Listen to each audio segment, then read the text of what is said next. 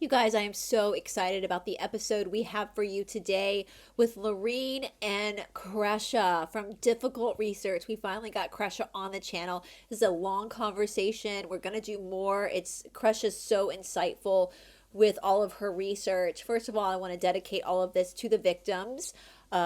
JJ Vallow, Tylee Ryan, Charles Vallow, and Tammy Daybell.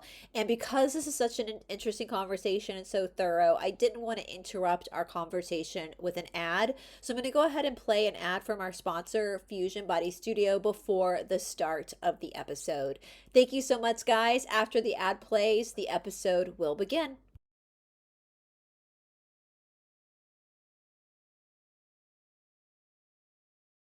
New year, new energy, and new you. This year, you're not chasing a version of yourself, you're building one. Welcome to Fusion Body Studio, where movement meets mindfulness, strength meets softness, and your body becomes your greatest ally. If you've ever said, I want to feel stronger, I want to move better, I want consistency without burnout, this is your sign. At Fusion Body Studio, we blend low-impact cardio, high-impact cardio, walking classes, mobility flows, somatic healing, bar fusion, bar for men, yoga, and active meditation into classes that support your real life. No extreme pressure, no perfection culture, just intelligent movement, nervous system regulation, and practices that actually stick. Whether you're rebuilding, refining, or completely reinventing your routine, there's space for you here. Start 2026 with momentum, not guilt. Move your body without punishing it. Train flexibility, resilience, and focus together. And to make it easy to begin, we have a New Year special just for you. At checkout, use code NEWYOU26 in all caps, NEWYOU26, and get 40% off a one-time purchase at Fusion Body Studio. That's 40% off your reset, your consistency, your future self. This isn't about becoming someone else. This is about coming home to your body, home to your soul with clarity, strength, and confidence. Fusion Body Studio. Move with intention, train for longevity, start the year aligned. Use code NEWYOU26 today. Your new year starts now. Let's get back to the show.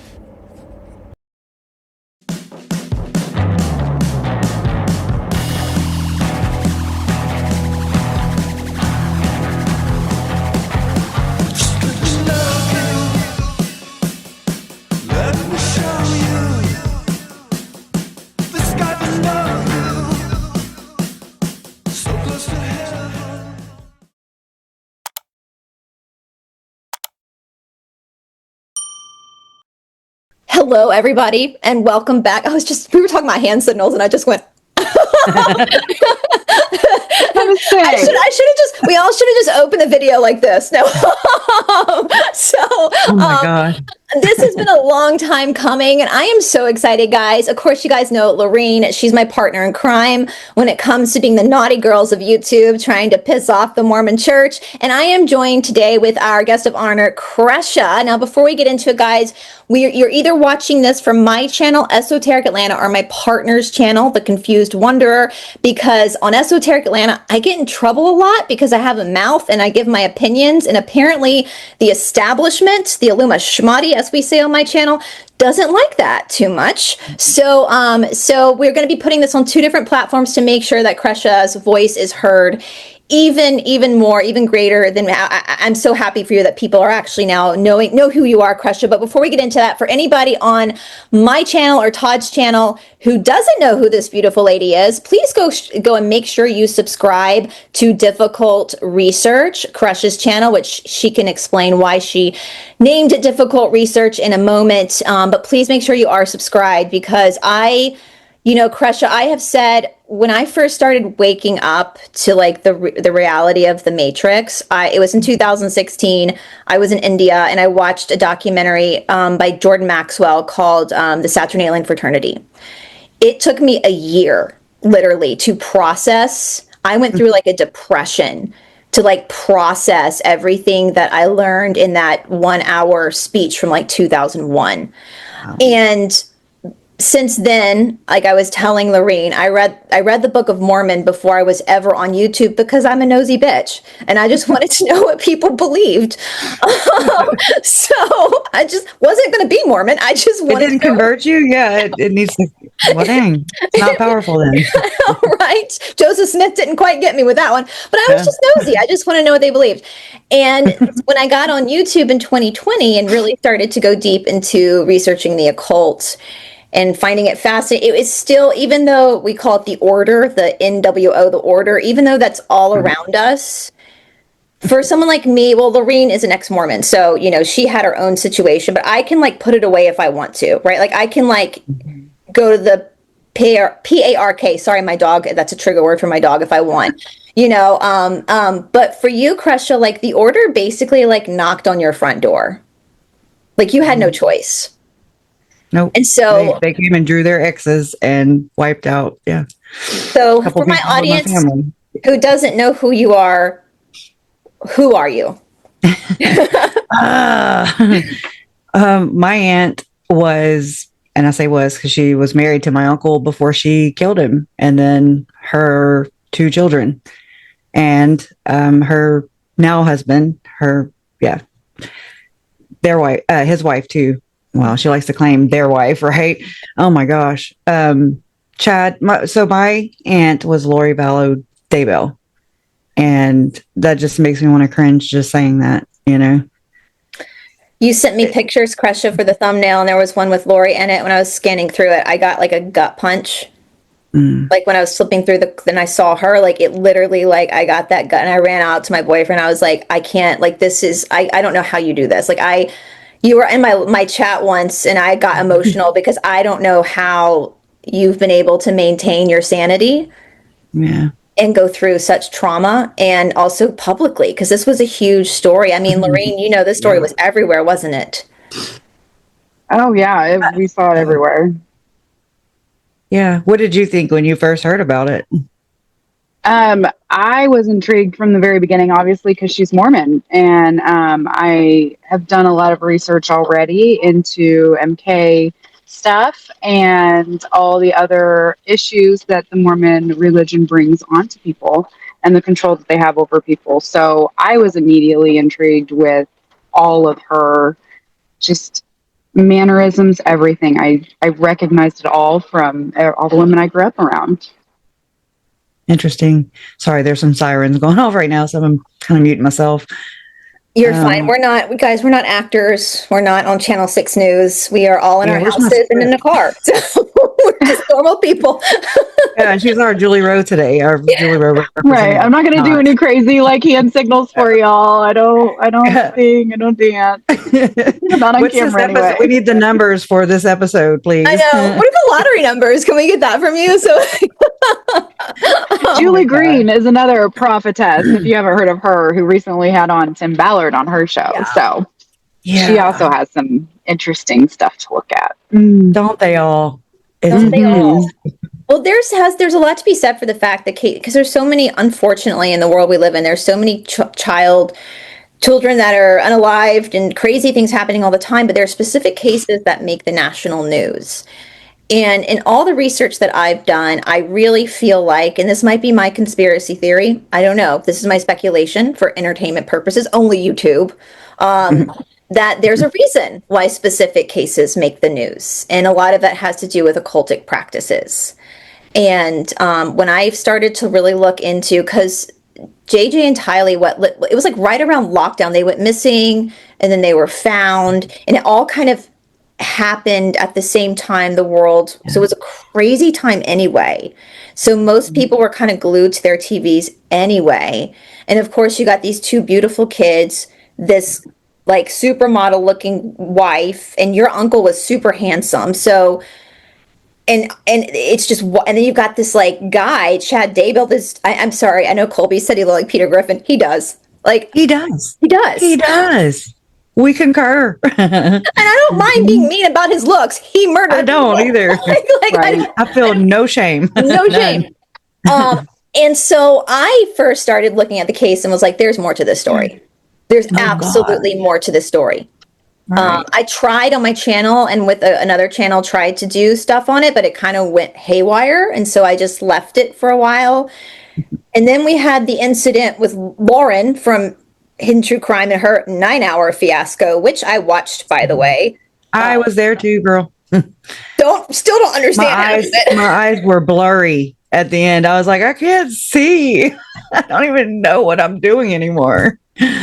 It was like some kind of indoctrination Mormons like to do that. session that we did not know we signed up for. You know, I was like in because she looked distressed, and I was like, yeah, I've had to learn to deal with her and like compartmentalize with Lauren, you know, my thoughts on Lauren and how I've known she's done some sneaky things, you know, to me, very sneaky.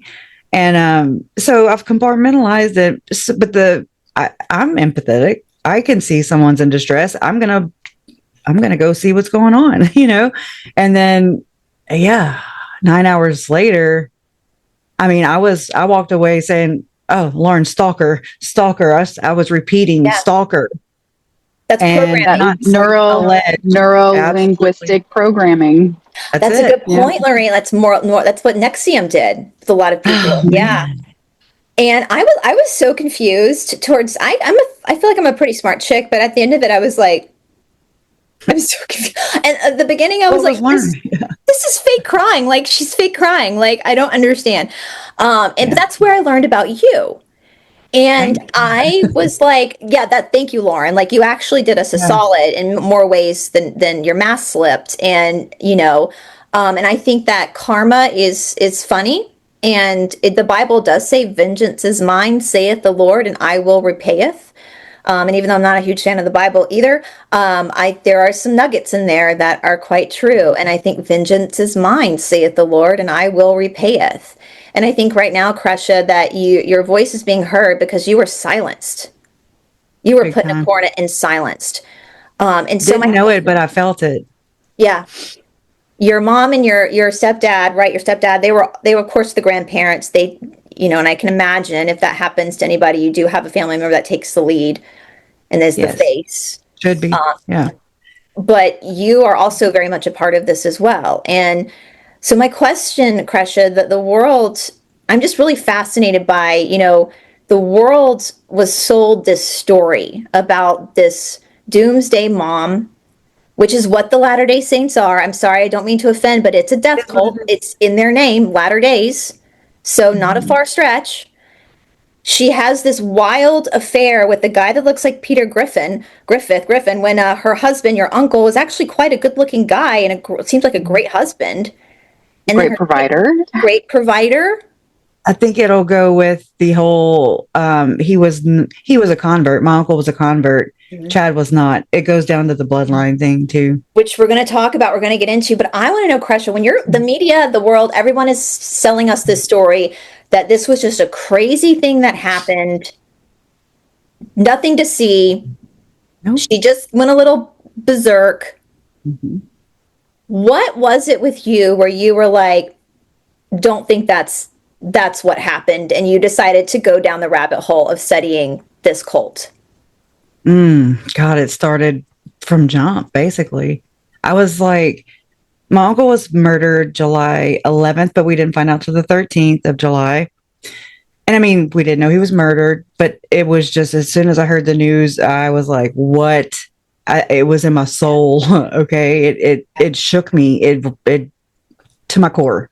That's the only thing I can say. It's like everything like family became important. It was very top priority. Everything else went to the wayside. Like, I don't remember who I was before then. And so I would say there's probably a little trauma there. You know, it just, and I was just really opened up. I'm gonna sound weird, but spiritually, like I was over, like, that doesn't sound weird, Kresha. Hyper aware and just you know, the CPTSD and just, I felt very protective. I do feel very protective of my family. Mm-hmm. You know, even though not all see eye to eye or whatever, or we just weren't that close, but it's like, I want to protect it as best as I can. And I want to protect their stories. Yeah. That have been misinterpreted, communicated. Is that even a word? I sound dorky right now. Anyways, No, I'm trying not to be so awkward. You're good. I'm definitely wasn't, I didn't go to school for any of this. And this happened to us, not, I didn't go seeking this, so it's like, I had no choice is how I felt. And so instinctively, I began digging into background checks and everything the day after I learned my uncle was dead.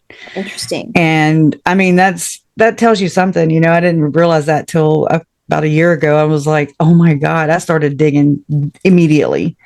And then once we found out the kids were missing, and it went out publicly. They made a public announcement. The sheriff in Rexburg at the end of December of 2019, and that's when people I'm trying to get my look. It's a blur because it was traumatizing, so it just kind of runs in with one another. But I'm trying to think of whenever Nate Eaton got them on camera, Lori and Chad in Kauai. Yeah.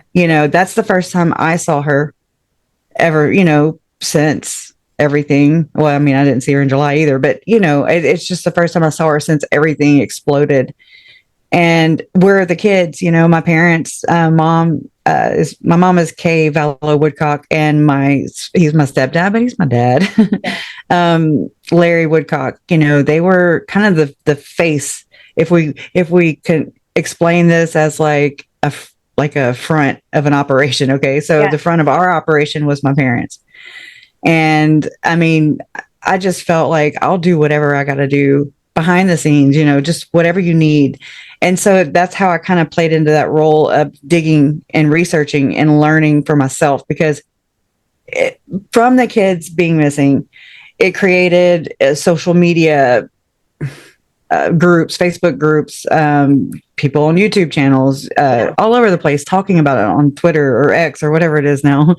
I mean, people were talking about it. And so I just kind of would read and comb through all the comment sections for clues for anything, and I kind of get a better, I guess, pulse, checking the pulse of something, I'm like, if I can just kind of understand what people are saying about it, I can kind of get more context that way.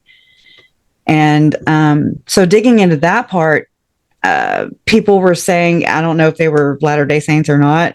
I mean, I assume they were, but some of them, they were like, we don't teach the 144,000. And I was like, well, how? I mean, it's in the Bible, but then that's when I learned that I've actually signed up to a website, LDS.org or whatever, to get a Book of Mormon, to read it. Right. But I didn't go from beginning to end. I just went from, when your aunt's accused of being in a cult and being with a cult leader, I'm like, okay, you hear the headlines, you see all these people saying and repeating it, doomsday mom, cult mom. I can picture Nancy Grace going, cult mom, and just, it's crazy. And you're like, well, where's the rest of them? Has been my question always. Where's the rest of them? Not just the ones that were right there making sure that this got put on Lori and Chad only. Because the people around them should also be there. I think even the Melanie dilemma, they all need to be sitting in prison, their asses in prison right now. I can't. They're around kids. I don't understand how you can know that what's about to happen to these children is about to happen and not do something. Like, I don't understand how you can be that indoctrinated to look at young children and to think they're the problem. Like, I just do not understand that. I absolutely agree. I think Lori and Chad, although were very guilty, also kind of got scapegoated for other people. Like, other people should also their out. They become the fall guy. Yes. Yeah. Mm-hmm. Not that they're not guilty. They absolutely are guilty. They are.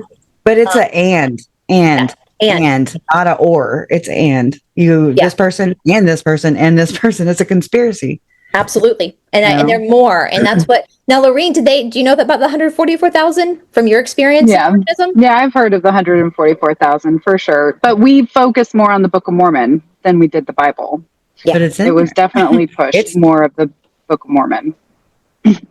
I found that kind of scripture everywhere now, like in the Book of Mormon and just in the apostles, their own writings, and it's everywhere. It's so laced. I'm like, how do y'all get around this? It's like a minefield, And it's There's it's a lot also, of scriptures that are almost word for word from the Bible to the I Book of know, Mormon because he took a lot of the information from the KJV he version. corrected it. this is You know? 140. Yeah. He talks a lot about the 144 here in this as well.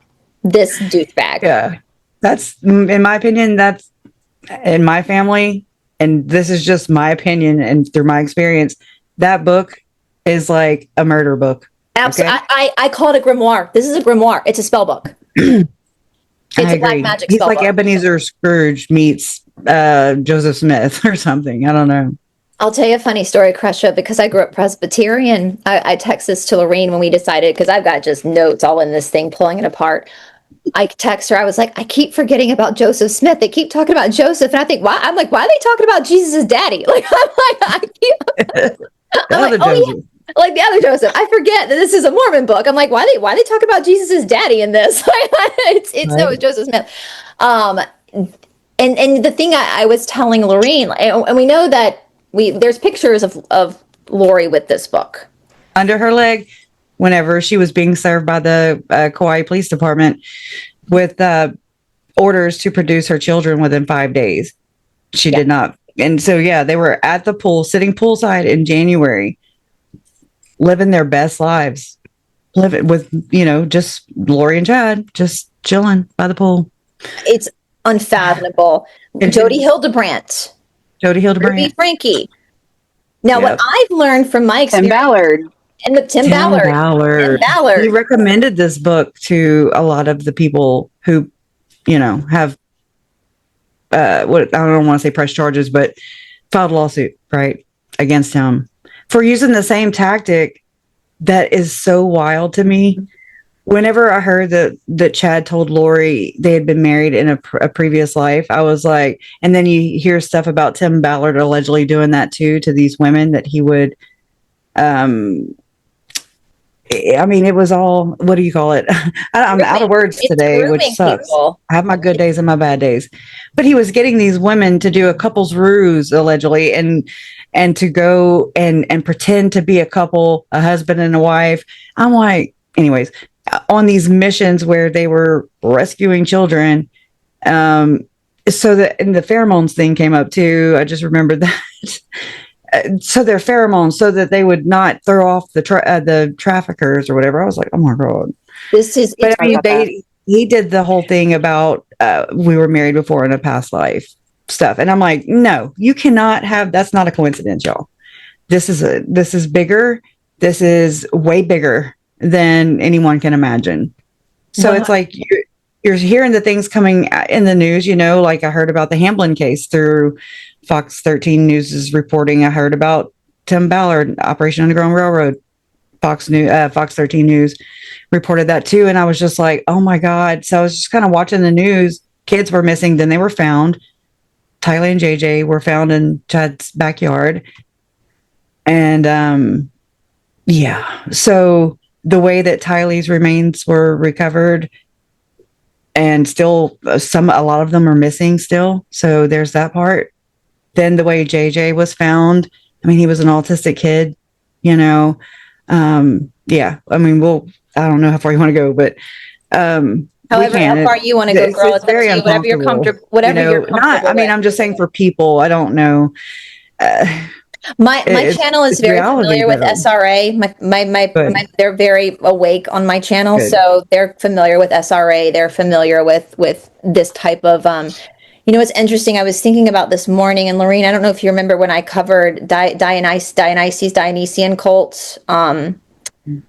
So I was going through like mystery schools, and there was the Elysian mystery school, which was kind of like the good one, where they used kind of both the Dionysies and Elysian used like an ayahuasca or a peyote But the Elysian, they would like fast, like a lot of the great philosophers went through, they would like fast a person for 3 days. Then they go to like basically what we call a sensory deprivation, where they would give them like peyote basically for like a few days. Wow. It was just you working on yourself. But the Dionysian, however you want to say it, that was, they would use hallucinogenic psychedelics as well. Yeah. But it was a hokey pokey. I want to be careful how I say this. It was a hokey pokey cult. Wine, it's considered like they would drink, they would really go into like debauchery and like gluttony. They'd eat and drink and they would get high. And then they would go in their temples and they would use children to play Twister with, we'll say. You guys know what I mean? Like hokey pokey. And at the end of the game, they would, the kids. There's a word for this, but I'm not going to say it on YouTube. And if you follow Dionysus, if you follow the way it tracks through history, it got really big with Alexander the Great. And it spread through like the Ptolemy dynasty. This is basically, it's the Vatican, it's the LDS Church. This is the cults. Well, Dionysus is also connected to Zeus, which is where we get the name Jesus. Hail Zeus. His real name was Yeshua. There was no J sound back then. So if you replace Y with the J, it's Joshua. That's JJ's name. That's actually what Lori changed his name to. Was Joshua? When he was born Canaan. Canaan. Todd is my brother's name. See, JJ was actually born to my brother. For anybody that doesn't know, JJ Vallow was born to my brother and his long-term girlfriend, and they had addiction problems, and JJ was born with drugs in his system. So immediately his mother lost rights, and then my brother had to face some previous charges, and so anyways, it's been a long road of that. But this is initially how Lori and Charles, my uncle Charles, was married to Lori, and they just, they decided they wanted to adopt him, and they did. And when they did, they changed his name to, this is Lori naming her son now. It was Joshua Jackson and Vallow. So it's just interesting how, I just always wondered if there was any kind of bias or something, or what do you call that? Judgment from Chad and Lori for the Canaan thing. I don't know if it's even, anyways. Regardless, he's an innocent child, and he has nothing to do with their sick little games. But that is what they do in the Dionysian cult. They use children, and I know that's hard to hear. But it seems like that's what's happening, and that's Epstein Island. That's continuing to be this. It's not, in my opinion. It's Bohemian Grove. It's not. And he was connected to our case directly. I mean, Chad's company, Spring Creek Book Company, sponsored this. It's called the Rexburg Rescue Run, and it occurred on the same weekend that Tylee Ryan was murdered. Tylee's my step cousin. She was 16. Nobody's talking about these kind of things. And this is where that investigative journalist that was on Channel 6 News really failed my family. Yeah. Well, I think we're talking about hidden true crime guys, and they're the same. They're one another the same. In my life, like this is all one nightmare, basically, or one story. It's all connected. So people do get aggravated. They're like, we're here to talk about this. And I'm like, it's all the same thing. It's the same. And that's what I've learned too, even broader, bigger world. Lorraine and I were just talking about this. Everything in the world goes back to this group, to this Illuma Schmati, this, whatever you want to, the establishment, whatever you want to call them. Yeah, it does. I followed the money. I did. Yep. I actually, got to that conclusion a long time ago. So I've been working my way backwards, and then, because Tim Ballard is connected and was funded by Carlos Slim, who at that time was the richest man in the world. I don't think we're arguing about his wealthiness, hi, Mr. Carlos. And anyways, Right. We're just three little women talking. It's fine. Yeah. Nothing to see here. We'll use your game. But I mean, so, I mean, this has led me to the darkest corners of the internet, basically. I have, well, I mean, I want to say, and okay, so Tim Ballard, Sound of Freedom, that movie is based off of him. And to know that it's funded by Carlos Slim and John Paul DeJoria, who's over Paul Mitchell, you think of these people all your life, or you're just taught, or you see, and they just repeat. There's such good people, and they do this for this foundation and that for that foundation, and you don't hear all the bad stuff like Brad Pitt, Dr. John. Anyway. Well, it was interesting. I think you brought up, and Kresha, on one of your shows about, the whole philosophy around like created memories, like we don't have, and how Dr. John kind of was involved in some of that. And it was eye-opening, like, because that then gaslights SRA victims, that gaslights people who really have a story to tell, to make them question themselves and their own sanity. And I know, Lorene, we've talked about like Tim Ballard, because you are very aware of Tim Ballard and the Sound of Freedom. I'm so glad. And there is a corner of the internet, the truther disclosure world, that was so excited when Sound of Freedom came out, because of it was exposing. And I remember thinking, I cried. Well, the establishment is not going to let out a movie that's going to expose them. So what is behind this? Like, this is not, like, this is controlled opposition. Like, propaganda. I don't understand this. It's propaganda. Like, I don't understand why people don't understand that that's why our voices, we get shadow banned. Like, they're always gonna look over here, not over here. Not with the right hand don't know what the left hand is ever doing. Yeah. I mean, this goes legally. I mean, I don't even know where to start. It's so overwhelming, because I could go into 15 different areas, right? Just in one little point, And so I'm like, it's very frustrating. And I also think that they're okay with that too. Yeah. Because it's, it affects They want us to be confused. Yes. Yeah. So I would be absolutely dangerous, deadly even, to Lauren if I was not incomprehensible, Listen, Kresha, you're so intelligent. I think that and I'm good. This is Lauren. Don't come after Kresha for this. Come after me. This is my opinion. I think that Lauren was a handler. I think she came in and handled Kresha and handled her mom. I think she triangulated. I think she convinced people that because I've had people say I was crazy before too, because of my research. I think she convinced, because normal people who have, as Lorene was saying, like, who have a soul, are never going to assume that SRA is in the mix. No. They're never going to think that because as normal people, we would never do that. Like, we would never, ever. All three of us are women. I don't have a human child. I have a dog child, but I can tell you right now, if I were to walk out on Peachtree Street, our main street in Atlanta, and I saw a child in trouble, immediately I would try to protect that child. That's my instinct as a woman. So to imagine a mother doing this to her kid is unfathomable. And so then circle around her of women who are mothers, grandmothers even, who are okay with her doing this to her children. Or participated. That's where I'm at. That's where I've always been.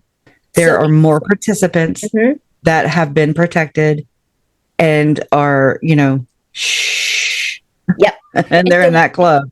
Why would they do this? Well, it goes back to the Dionysian cult, because they believe that children and animals have pure spirits. Yep. And so when they can take that and possess it, it becomes theirs. And they continue this. I think Lauren and John are continuing. Well, oh my God, I don't know how much you've kept up on this, but whenever we did the kids' memorials in Rexburg while Chad's trial was going on. Yes. So I flew up there, and Lauren, her friend, is who put it on. I didn't know that till just recently, and I don't know where to go with all this. If I go to symbolism or if I go to the connections, it's both. Go wherever, girl. Go anywhere you want. Okay, just stop me at any point and try to get me to clarify, because I can just go and go. But so this person who, and I mean, I want to just say her first name is Sarah. And, I mean, she was around Lori all the time. I mean, Lauren, or maybe Lori too. I don't know. I don't know. I wasn't there. Just kidding. I mean, so Allegedly. allegedly. yeah, this whole episode, everything that ever comes out of my mouth, For entertainment purposes only. speculation at best. I mean, I'm just one of them crazy conspiracy theorist people.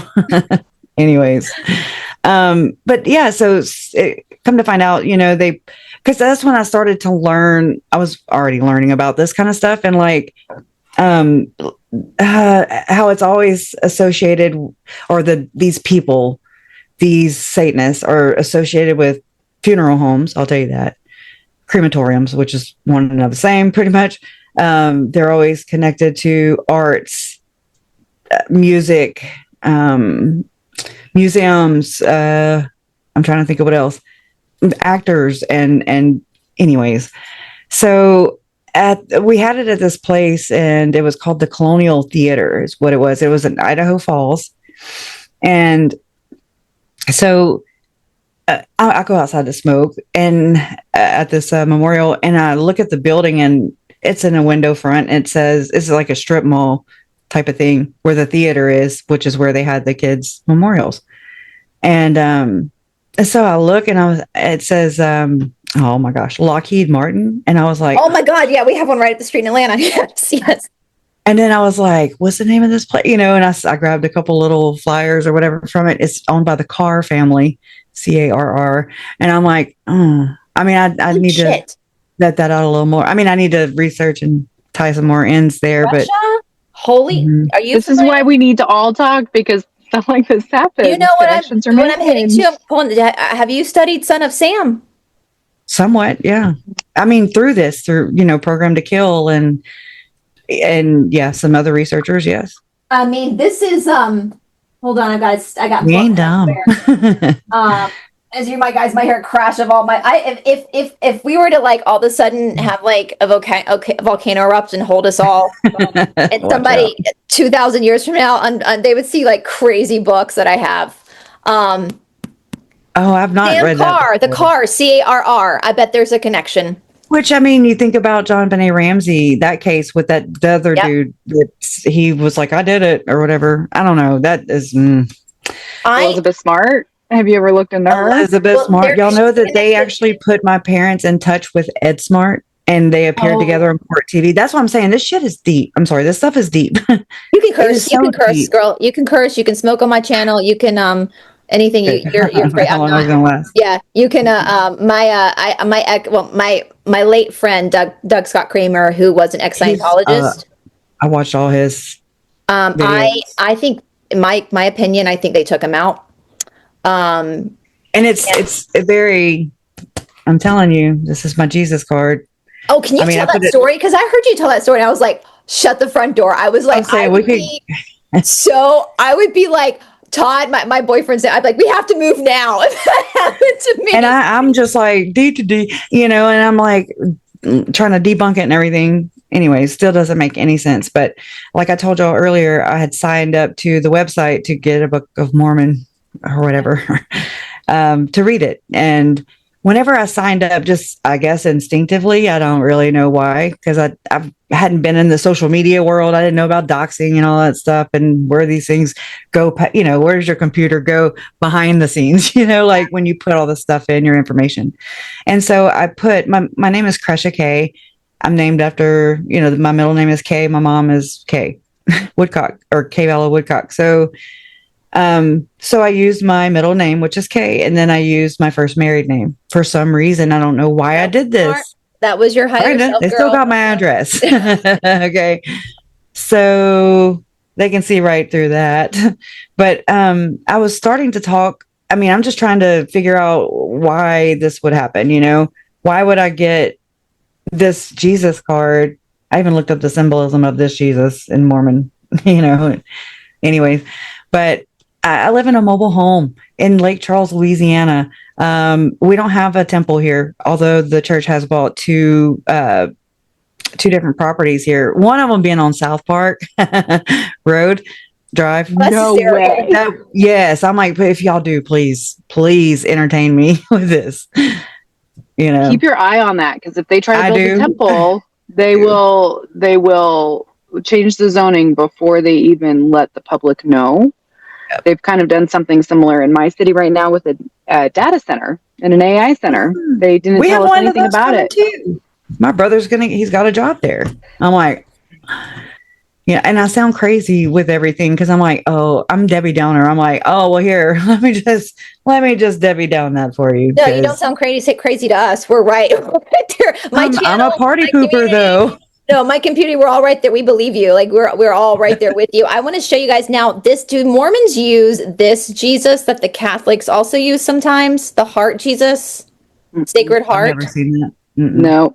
So I've seen. So just so you guys know, that is a symbol. I was raised Catholic though, and my grandpa shook hands with Pope John Paul.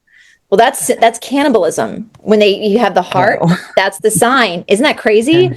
So you're right. You got to look for these symbolisms. And I want to tell people, like I say this all the time, I do firmly believe in God, and I believe in a Christ. I believe that we have all that inside of us. And doing this research actually for me, even though I pulled apart the Bible, King James was a Satanist. He also liked little boys. Like that's on you can look on the Freemasonry Listen, guys, Freemasonry website, they put everything up there. They show it off. Nobody thinks to look there. I'm like, it's up, guys. I have. They rededicated the one here, and I was like, oh, how did I not ever see that before? I need to do the ley lines, and I got to do the local. I've been working backwards. They put everything out, so I just go to their website. Hey, it's there. But one thing that, even though all these religions have fallen apart in my head, my actual faith in God has gotten stronger because it's kind of like I'm like because I see the evil in the man-made systems, and so it reassures me that if they're doing it. Why are they doing it? Why there's something there? Exactly. So it's like, guys, it's opposite of what God is, like completely. So yes, as above, so below type. Yeah, heaven and earth. There's so many things to that. They use the same language to make it seem like it is. So I was listening to one of the podcasts of a victim of SRA, and they do a lot of the symbolism the same in the church for the bad side too. They call it illuminated, and they use all of the same language to where greater light knowledge is another term that was actually used in our case with Lori in the temple by Jason Mao and their other friend. Anyway, so it's a recruitment system allegedly. I don't need another card. For entertainment purposes only. Got your number. They have missionaries. That's not alleged. They have missionaries that go out on missions for 2 years. But do they? Yeah, but this was in my house, inside my house while I was sleeping. I was sleeping. That's wild. When this card made it inside of my house where we don't have temples here. So they left their phone number. Back to this. I'm sorry. But it's like, hey, this is the missionary. So, hey, there's your first time. It's the missionaries. And it says, we hope all is well. Give us a call when you can. Thanks. And the 409 number is Southeast Texas. I'm in Southwest Louisiana. So I'm in the heel of the boot. And it's like a 30-minute drive, and I'm in Texas. That's like a threat. I would feel like that was a threat. I was, yes. I don't want to scare you, but I was sleeping. And, my fiance went to go do kid exchange, and I was sleeping. And so I didn't see this card until probably 5 o'clock the next morning, went to the kitchen, and I saw this just sitting on the carpet in front of the recliner. And I was like, what the hell is that? Like, hey, Jesus, what and you doing I'm like, here? What? And then I'm like, wait, I was sleeping. I was here by myself. They came in my house like that. I didn't even think to call the cops. So what is wrong with me? I mean, girl, listen, you've had so much thrown at you, but I know Lorene you ask why they do this. I know Lorene's familiar with the law of one.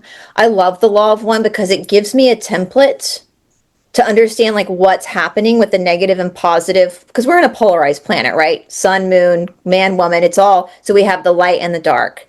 The light is the only thing that can create. The dark has to steal from the light and invert it to have life. So that's why they take the life of pure. That's why they do all these things. And they want this, guys, because on the dark path, they become service to self. So it's like the Mormonism. I'll have my own planet one day. Tom Harrison, he's into I am. Is that what that is? That's the service to self. That's the service to self, the left-handed path. And then the light path is like social memory complex, like empathy, caring, creation, like we create and then they steal. And service to others is very Wow. careful with like boundaries and like consent. The service to self, dark polarity also has to be careful with boundaries, but they manipulate the boundaries. So if they can play on people's egos, which we've talked about, that's this, Lorraine, because Mormonism is all about the ego. It's all about the state of your natural self and being like, better than anybody else and owning your planet one day. So that's where they get that consent. It's wild. It is, I mean, honestly, and I thank you, Lorraine, for being brave enough to be a whistleblower and to speak out Mhm. against how you were raised, because I know, for me as a never Mormon, I'm not risking anything. I'm not losing anybody. I'm not losing friends or anything like that for Mhm. speaking out. But I know for you, my parents are all Yeah. Presbyterians. That Lorraine, you need to like go hug yourself or something, because I'm so proud of you for just seeing through all the crap. Thank Yeah, you. And it's it's hard. just it is. And then, I've watched this through research, right? I'm researching into Lori and Chad's shared belief system and the cultural thing and everything. And I'm watching all these podcasts and I'm like, how Mormon are they? Are they not Mormon? They're talking about Joseph Smith, but okay, who's Moroni? Like I'm all these things because I don't have a basis for this. This is like foreign language. It's culture shock. But I've learned through their stories and they're all very similar. And I just, even if you don't go and take your story to Mormon Stories podcast or wherever you go, you are valid. And I'm Well, just thank proud of you. you. I'm so Thank you glad so that, much. I've really been, I mean, ever since really this Daybell stuff came up, and like you were saying, Bryce, it's brought me closer to God. Like I was raised with Mormon God, and Mormon God is an asshole. Sorry, he yes. just is. Like, he's very It judgmental. He was tells Old you what to Testament do. God. It's all about control and Uh, having power, and then becoming that yourself one day. a So it just hypocrite. That's never what made Chad sense to did. me. Yeah. It never It resonated didn't. with me. But it does a Yeah. lot of people, because they are so self-absorbed and they want that self, they want that ego, they want that service to self, like Bryce was saying. So And it's kind of like a big network too. it is. It's You were very, saying very earlier, similar. it's tentacles off the same octopus, and it is one huge ass octopus. And those And tentacles, we need to yeah, start cutting them down and bringing right, real light to the situation, not this illuminated Fake bullshit shit. that they try to spin. We need to right. talk about the real shit Yeah. that people don't want to look at. And I think that's what makes us women here the strongest, because we're able to talk about this shit. We're able to hold the knowledge that we have, because when I started learning about like Dionysian cult and all of that, the Church of the Firstborn, I know that Mhm. will sound familiar to you, Kresha. Like, it all ties together, and it did. Like, if there is something so evil out there, there has to be something on the other side that is good, Yes. right? Like, I'm just the same thought process on that for me too. That's It's, I mean, okay. go Go ahead. ahead. Sorry. Go ahead. Sorry. You go No. ahead. You go ahead.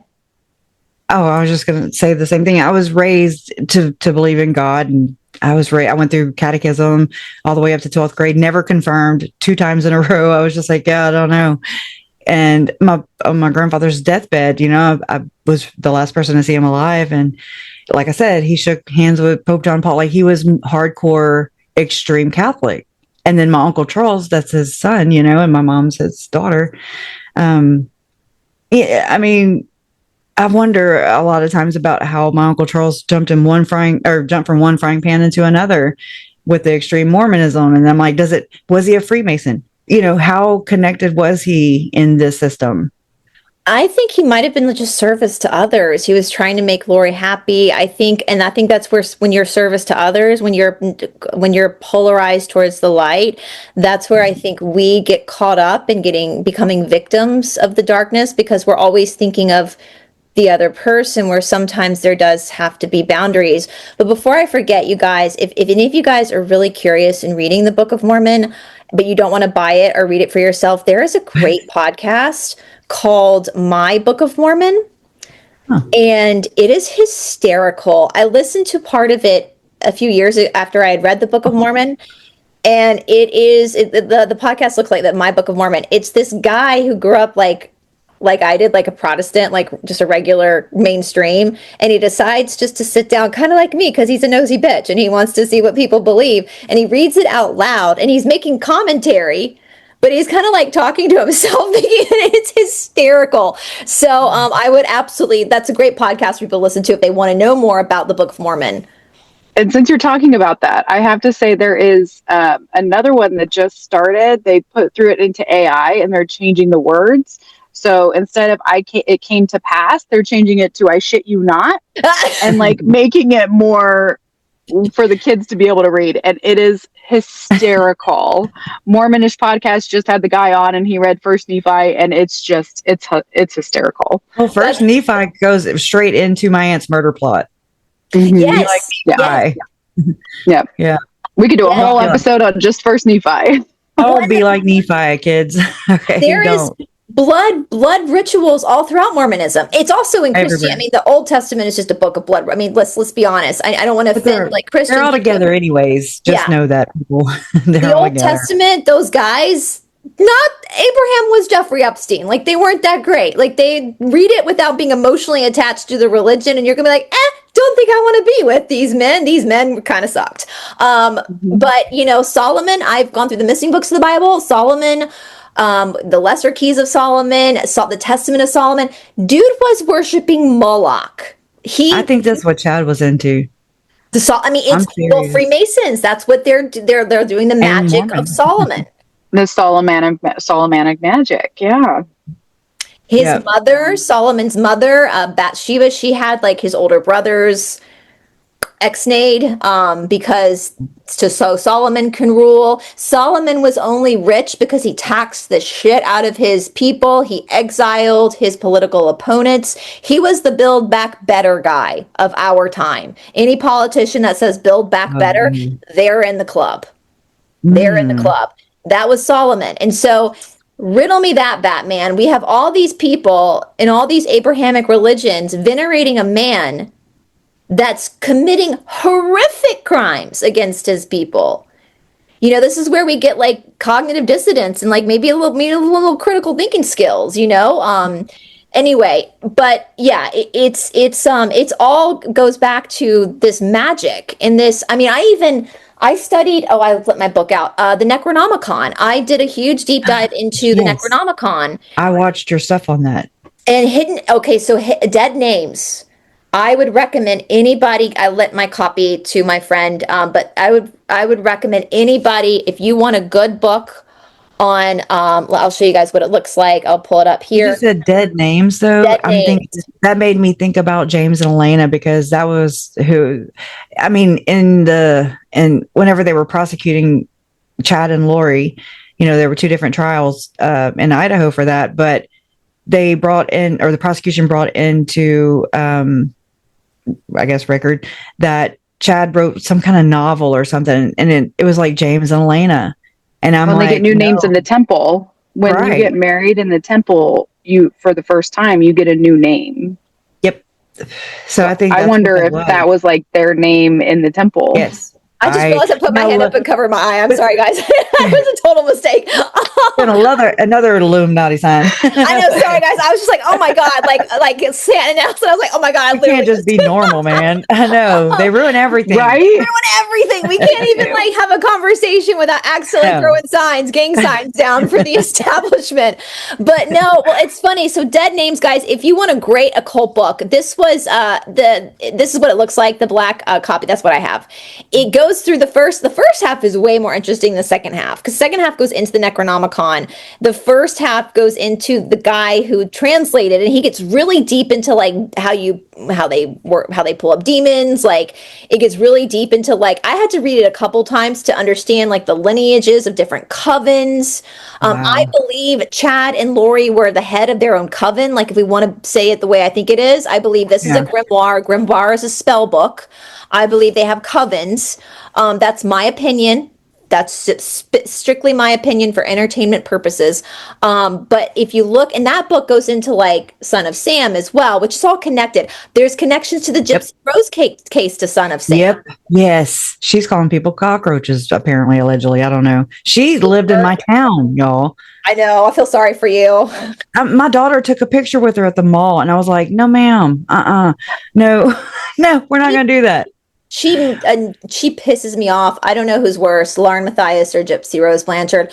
I just, but the fact that she's out, like, I'm just like this. If you guys don't believe the court systems are corrupt with this shit, actually, if you watch the Jordan Maxwell Saturnalian fraternity lecture that I watched, he goes into the court system, and like.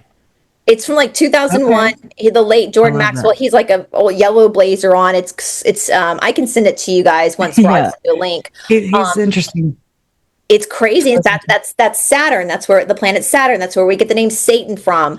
The rings of Saturn. That's why we wear wedding bands. The black hats we wear at graduation. That's the cube of Saturn. The robes. Robes. The black robes. Absolutely. Black, white, red. Yeah. Yes. It's all connected. It's not a coincidence. It is not a coincidence. I wanted to bring up the fact that, we've been going through and digging into Lauren and John, Dr. John Matthias, right? Allegedly. I use that very loosely because Dr. he really Babe. Is. Yeah, I will never say that. I'm like Dr. Babe. I'm sorry, call me Kresha here. But I mean, I don't know. It's like a mind F, because it's like the levels of control of this power struggle, or just, like they, oh my God, I just want to talk. No, talk. No, I'm just telling myself that really, it sucks because I go to talk and my thoughts get crazy. They run into one another, but you're all good. It's like the power, assertion of power. I mean, it's so manipulative, and it pisses me off now. Like ever since Lauren exposed herself in her 9-hour live, it's been, I'm going through this even more now. Yeah. Because they are one and of the same to me. This is my theory, my speculation. I believe that Lauren and Dr. John are part of the cult of Lori and Todd's cult. I agree with you at this point, Kresha, actually. And just my opinion, there's too many coincidences for it to not be a coincidence. And I'll tell you guys, so when I first started watching Hidden True Crime, it was around the same time that we all did, because they were covering the Lori Vallow Daybell case, and it was hot news. And I remember feeling like uncomfortable with Lauren at first. And I kept thinking Project Mockingbird, like she's really into the mainstream media. And I kept thinking, doesn't she know by now? Like, is she living under the rock? Like, nobody trusts the mainstream media anymore. That's why their ratings are, we all know we're being lied to. Like, it's the joke's up. But nonetheless, I was like, well, Dr. John's kind of interesting. I like psychology. Whatever, followed them through that case, ignored my gut, which how many times have we done that? Have we ignored our guts when we shouldn't have, because the gut was telling you something? And then it got to Delphi. And that's when I stopped watching for a long time, because it pissed me the fuck off. Because thank you. I didn't cover Delphi on my channel because so many people were doing such an incredible job looking at the occult angle of Delphi, because there's a lot of occult shit there. With these two girls that lost their children, who also lost their lives in a horrific way.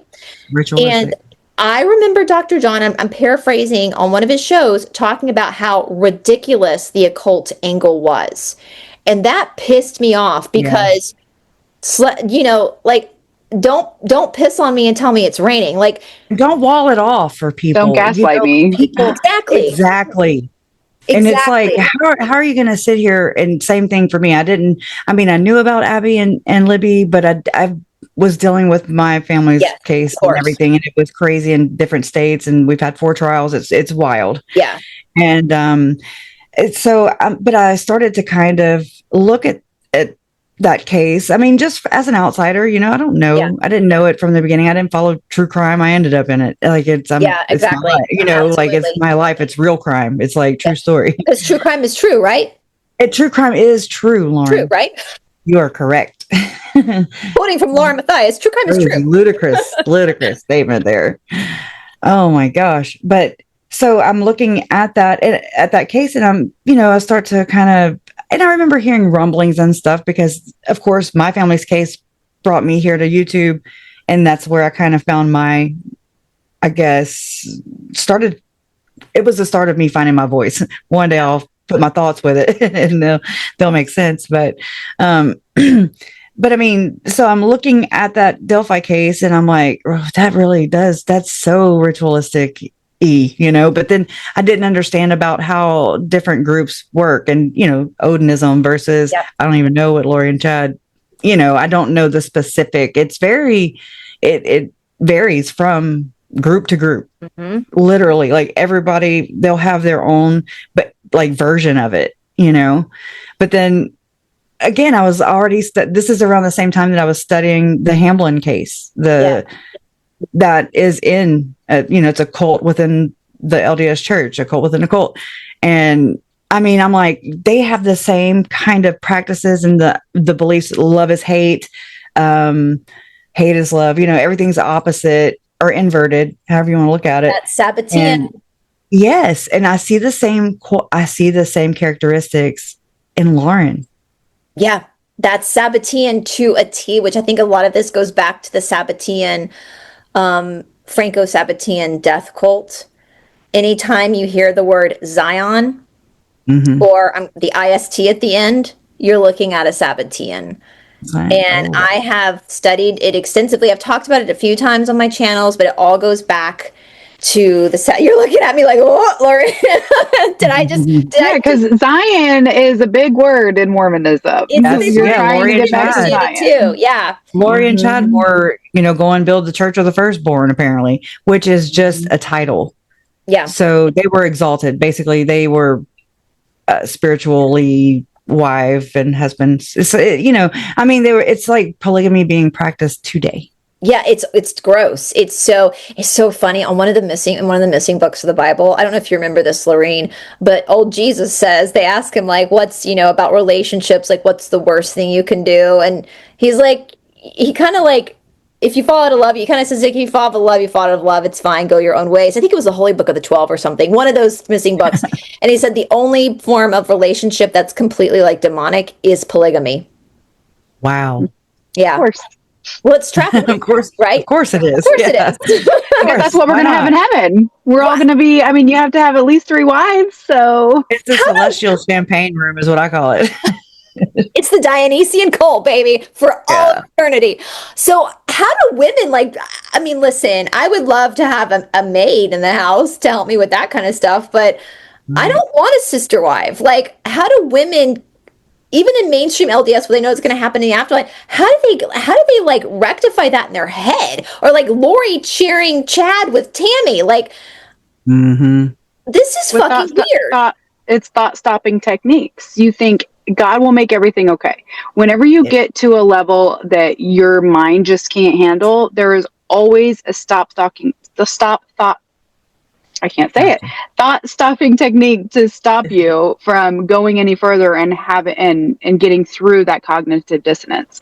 I was out of the church for well over a decade before I ever decided to look back into some of this stuff. And it was really around when this case started that I really started paying attention and seeing so much of the cult aspect. And now I know it's a full-on cult, and there's a lot of really bad things in the beginning of the history, like we were talking about with the Church of the Firstborn.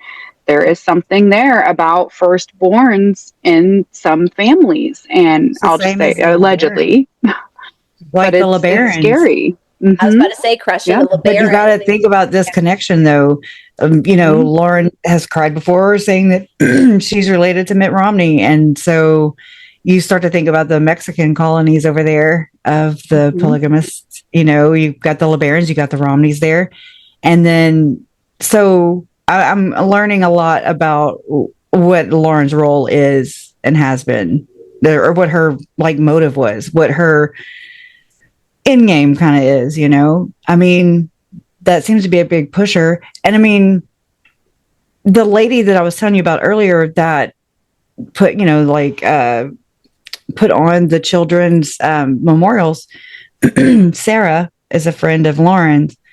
And she was actually, and I mean, I just learned about this because of the false stalking injunction thing with, you know, them trying to frame a woman actually using like 10 different people at 10, you know, different times. It's like trying to frame one woman as a stalker in order to, but like using 10 different people and instances trying to create evidence, you know. She's and a then scapegoat. Christina was the trial, fall guy. yes. Mm-hmm. And actually I mean, I don't know this true or not for sure, but I've actually, and this is kind of stumping me right now because I don't know what to make of it. And I mean, again, okay, so I heard, and I mean, again, this is just rumor, so just know that, okay? That Christina is married to, which Christina has been labeled and accused of being Lauren's stalker, not stalker. And she's married to a guy who is the nephew of Senator Mike Lee. Interesting. Mike Lee was at the same conferences as Chad and Tim and Glenn Beck, and I'm just saying, like, so it's like a bloodline thing. Maybe I don't know what to make of it yet. I'm just like, oh, it does my head in. Like when we really start to think about it, like what were our souls thinking? Like I think about that all the time. Like why did I come back? Like I was, you know, what the hell? So bored in the spirit world to decide to like come back here to this madhouse. Well, we can talk a little bit about bloodlines because that is how, so my channel originally got really big because of bloodlines. I talked about bloodlines in the missing books of the Bible. And I started looking into, first it was blood types I started looking into because I am, as Kresha too, we're RH negative, and there's a lot of weird anomalies that happen around RH negatives. Brought us together. I know, right? Right, girl. We're very, Kresha, I'm saying this because Lawin needs to know this. RH negatives typically have a way higher IQ. So take that. So bing bong. Bing bong. Yeah, I love Jay. Listen, and not only has your situation, unfortunately, this being exposed, but I found great Hella from Australia. She's got a great channel, her and Dahlia. And we have a forensic psychologist too, but she doesn't use that on her channel. It's allegedly innocent. Jot Talk is what she goes by, but I mean, she's the only one that's kind of entertained. Well, I say entertained. She's a realist, you know, like the allegedly innocent person I'm talking about. But I mean, she's got that's what she does for a living. You know, she's a forensic psychologist and she sees clients, and you know, so it's interesting to get her take on all this too, because that's exactly what Dr. John is. You know, has sold himself as at face value, basically. And so when I was talking about these excerpts that were included in Tim Ballard's lawsuits, okay, it was an excerpt and it sounded really weird. And I mean, I dismissed it because I didn't know what to make of it. It's weird, right? So you dismiss it and you're just like, okay, whatever, crazy talk. And then I happened upon it not too long ago, and I was like, and between those two times that I saw it before and ran into it again, I learned more about MK, you know, techniques and stuff like that. And just knowing that Tom Harrison, you know, he was a therapist, and I mean, had all these connections to the brethren, you know, the upper management. I call it that sometimes. And he actually would, I'm sorry. I love that. That's exactly what it is. No, I love it. And so it had come out through Lauren, actually, on Mormon Stories podcast, that she had a couple sources that told her. So, I mean, is this just something she's offering? You know, what is this information? Now I have to question everything. I have to go back, and I'm having to say, what did she say? What did she insert? What did she sway public opinion with? Okay. What did they not talk about? Because that's where I want to look. Exactly. Well, and that's why what they did to me. They kept me hidden. Yeah, exactly. I think she handled you. I think, and before I forget to say this, something I've said before. So with Delphi, before we get back into bloodlines, John was like making fun of people who believed the occult theory. Well, Kresha, actually, I'm doing a show with her tomorrow, and I can introduce you to her as well. She goes by Criminal Justice Chris. She Oh, doesn't wow. have a podcast. She has a blog that's really popular. That's And what I she need to deep dives into big crimes. She got big with Son of Sam, and she looks at the occult aspect of crimes. And she does a lot of, like, her research is phenomenal. And I had her on my show like a couple months ago just to ask her questions about what got her into this. And she said something super interesting. And I don't know if she realized when she said it, a light bulb went off in my head, because she also works in the prison system. High maximum security prisons of like really tough criminals. There Oh, is a wow. Oh, yeah. I heard you huge talk a little bit about this. there's a huge statistic, an overwhelming, I can't remember exactly what the statistic is. I don't know if you remember, I'd have to go back and listen, of occult practices and high profile horrific crimes. I So mean, that tracks. it tracks. So the fact that this researcher who works in the prison system is saying, yes, it is, when you have a high profile horrific crime, the statistics are really high, that it's based off of occult practices. And then you have Dr. John, who claims to be a forensic psychologist who works with Works. criminals, Yeah, in poo-pooing it. prisons.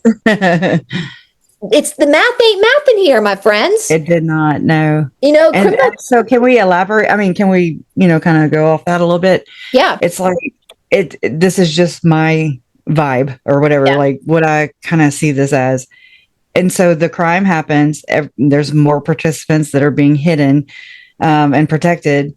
And then it's like everybody goes into their regular jobs of covering it up. Okay. yeah, I mean, from like what Dr. John and Lauren have done, they've distanced it from the church so that you can't go and, say that it's the church's belief system. So they continue to grow and thrive and become the wealthiest freaking church, and buying all the land and just being real shits. Okay. yeah, And then you have media doing their job where they won't touch a topic. If there's times like whenever Court TV had reached out to me, it was one of the her Julie, I forget her last name. Anyway, she reached out to me and I was just point blank with her. And I mean, again, I was kind of just like testing who I could trust. Oh my God, I can't tell anybody, like that was horrible to just kind of go through that process, that thought process. And it's like, who can you trust? You don't know where to turn with it because, again, where are the rest of them? Okay. Yeah. And I think that's what this is. And so they all just go into protecting the cult. And JJ and Tylee, it's almost like they make their case so big that it distracts from the other, because not that one is any more valuable. It like distracts from the fact that other kids are going through this as well. Absolutely. And so you have John denying it. You have him saying that it's, psychological and that it's this, and because Chad didn't love his mother and whatever. And so it should be put on them. The blame is on them. They are convicted, charged, they should be held accountable. But that's the part I'm talking about. And Melanie Gibb and Zalima Pastenes and the other women, that were casting out alleged demons or whatever, like what the hell are we doing here? It's black and magic. So that's just that's the little peons right there. That's not even the big guys, Right. Oh, the big guys will never be. Yeah. You have Frank Vandersloot, who is the wealthiest. I mean, he's the wealthiest. I don't even know if that makes sense. Wealthiest billionaire. Does that make sense? I mean, he owns East Idaho News, and he is also a member of the church, and he's right there from Idaho Falls, Rexburg, where the kids were murdered, where Tammy was murdered. And he's also Riverbend Ranch. He owns that. He bought Candace promotes Riverbend Ranch. Really? Candace Owens? So, Oh, yeah. God. Interesting. And he's in TPUSA. He backs that too. So it all goes back to, apparently Lauren is like Charlie Kirk as well. We mustn't. Well, but this connects to Sarah. This connects to that woman, Sarah, because she did PR. I know this because she did, Lauren read the declaration of Sarah, on her 9-hour live. And she read those credentials and I was like, oh, mother fracker, you know, like, holy They shit. have to tell you who they are. She did she campaigned for Mitt Romney. And I'm like, oh my God. And that connects to Gordon Bowen. And then that connects to, I mean, just Glenn Beck, you know, like all the things. And I'm like, they're all just, they exploit these victims from jump and they don't stop. And make you look like you're the crazy one, which is how they blew off the whole satanic panic thing back in the 90s. They had everybody crazy. I'm beginning to fully believe the satanic panic was an actual real thing, that this was the first of being exposed. That's the first. That's when the Ultimate Evil first came out with Maury Terry's research.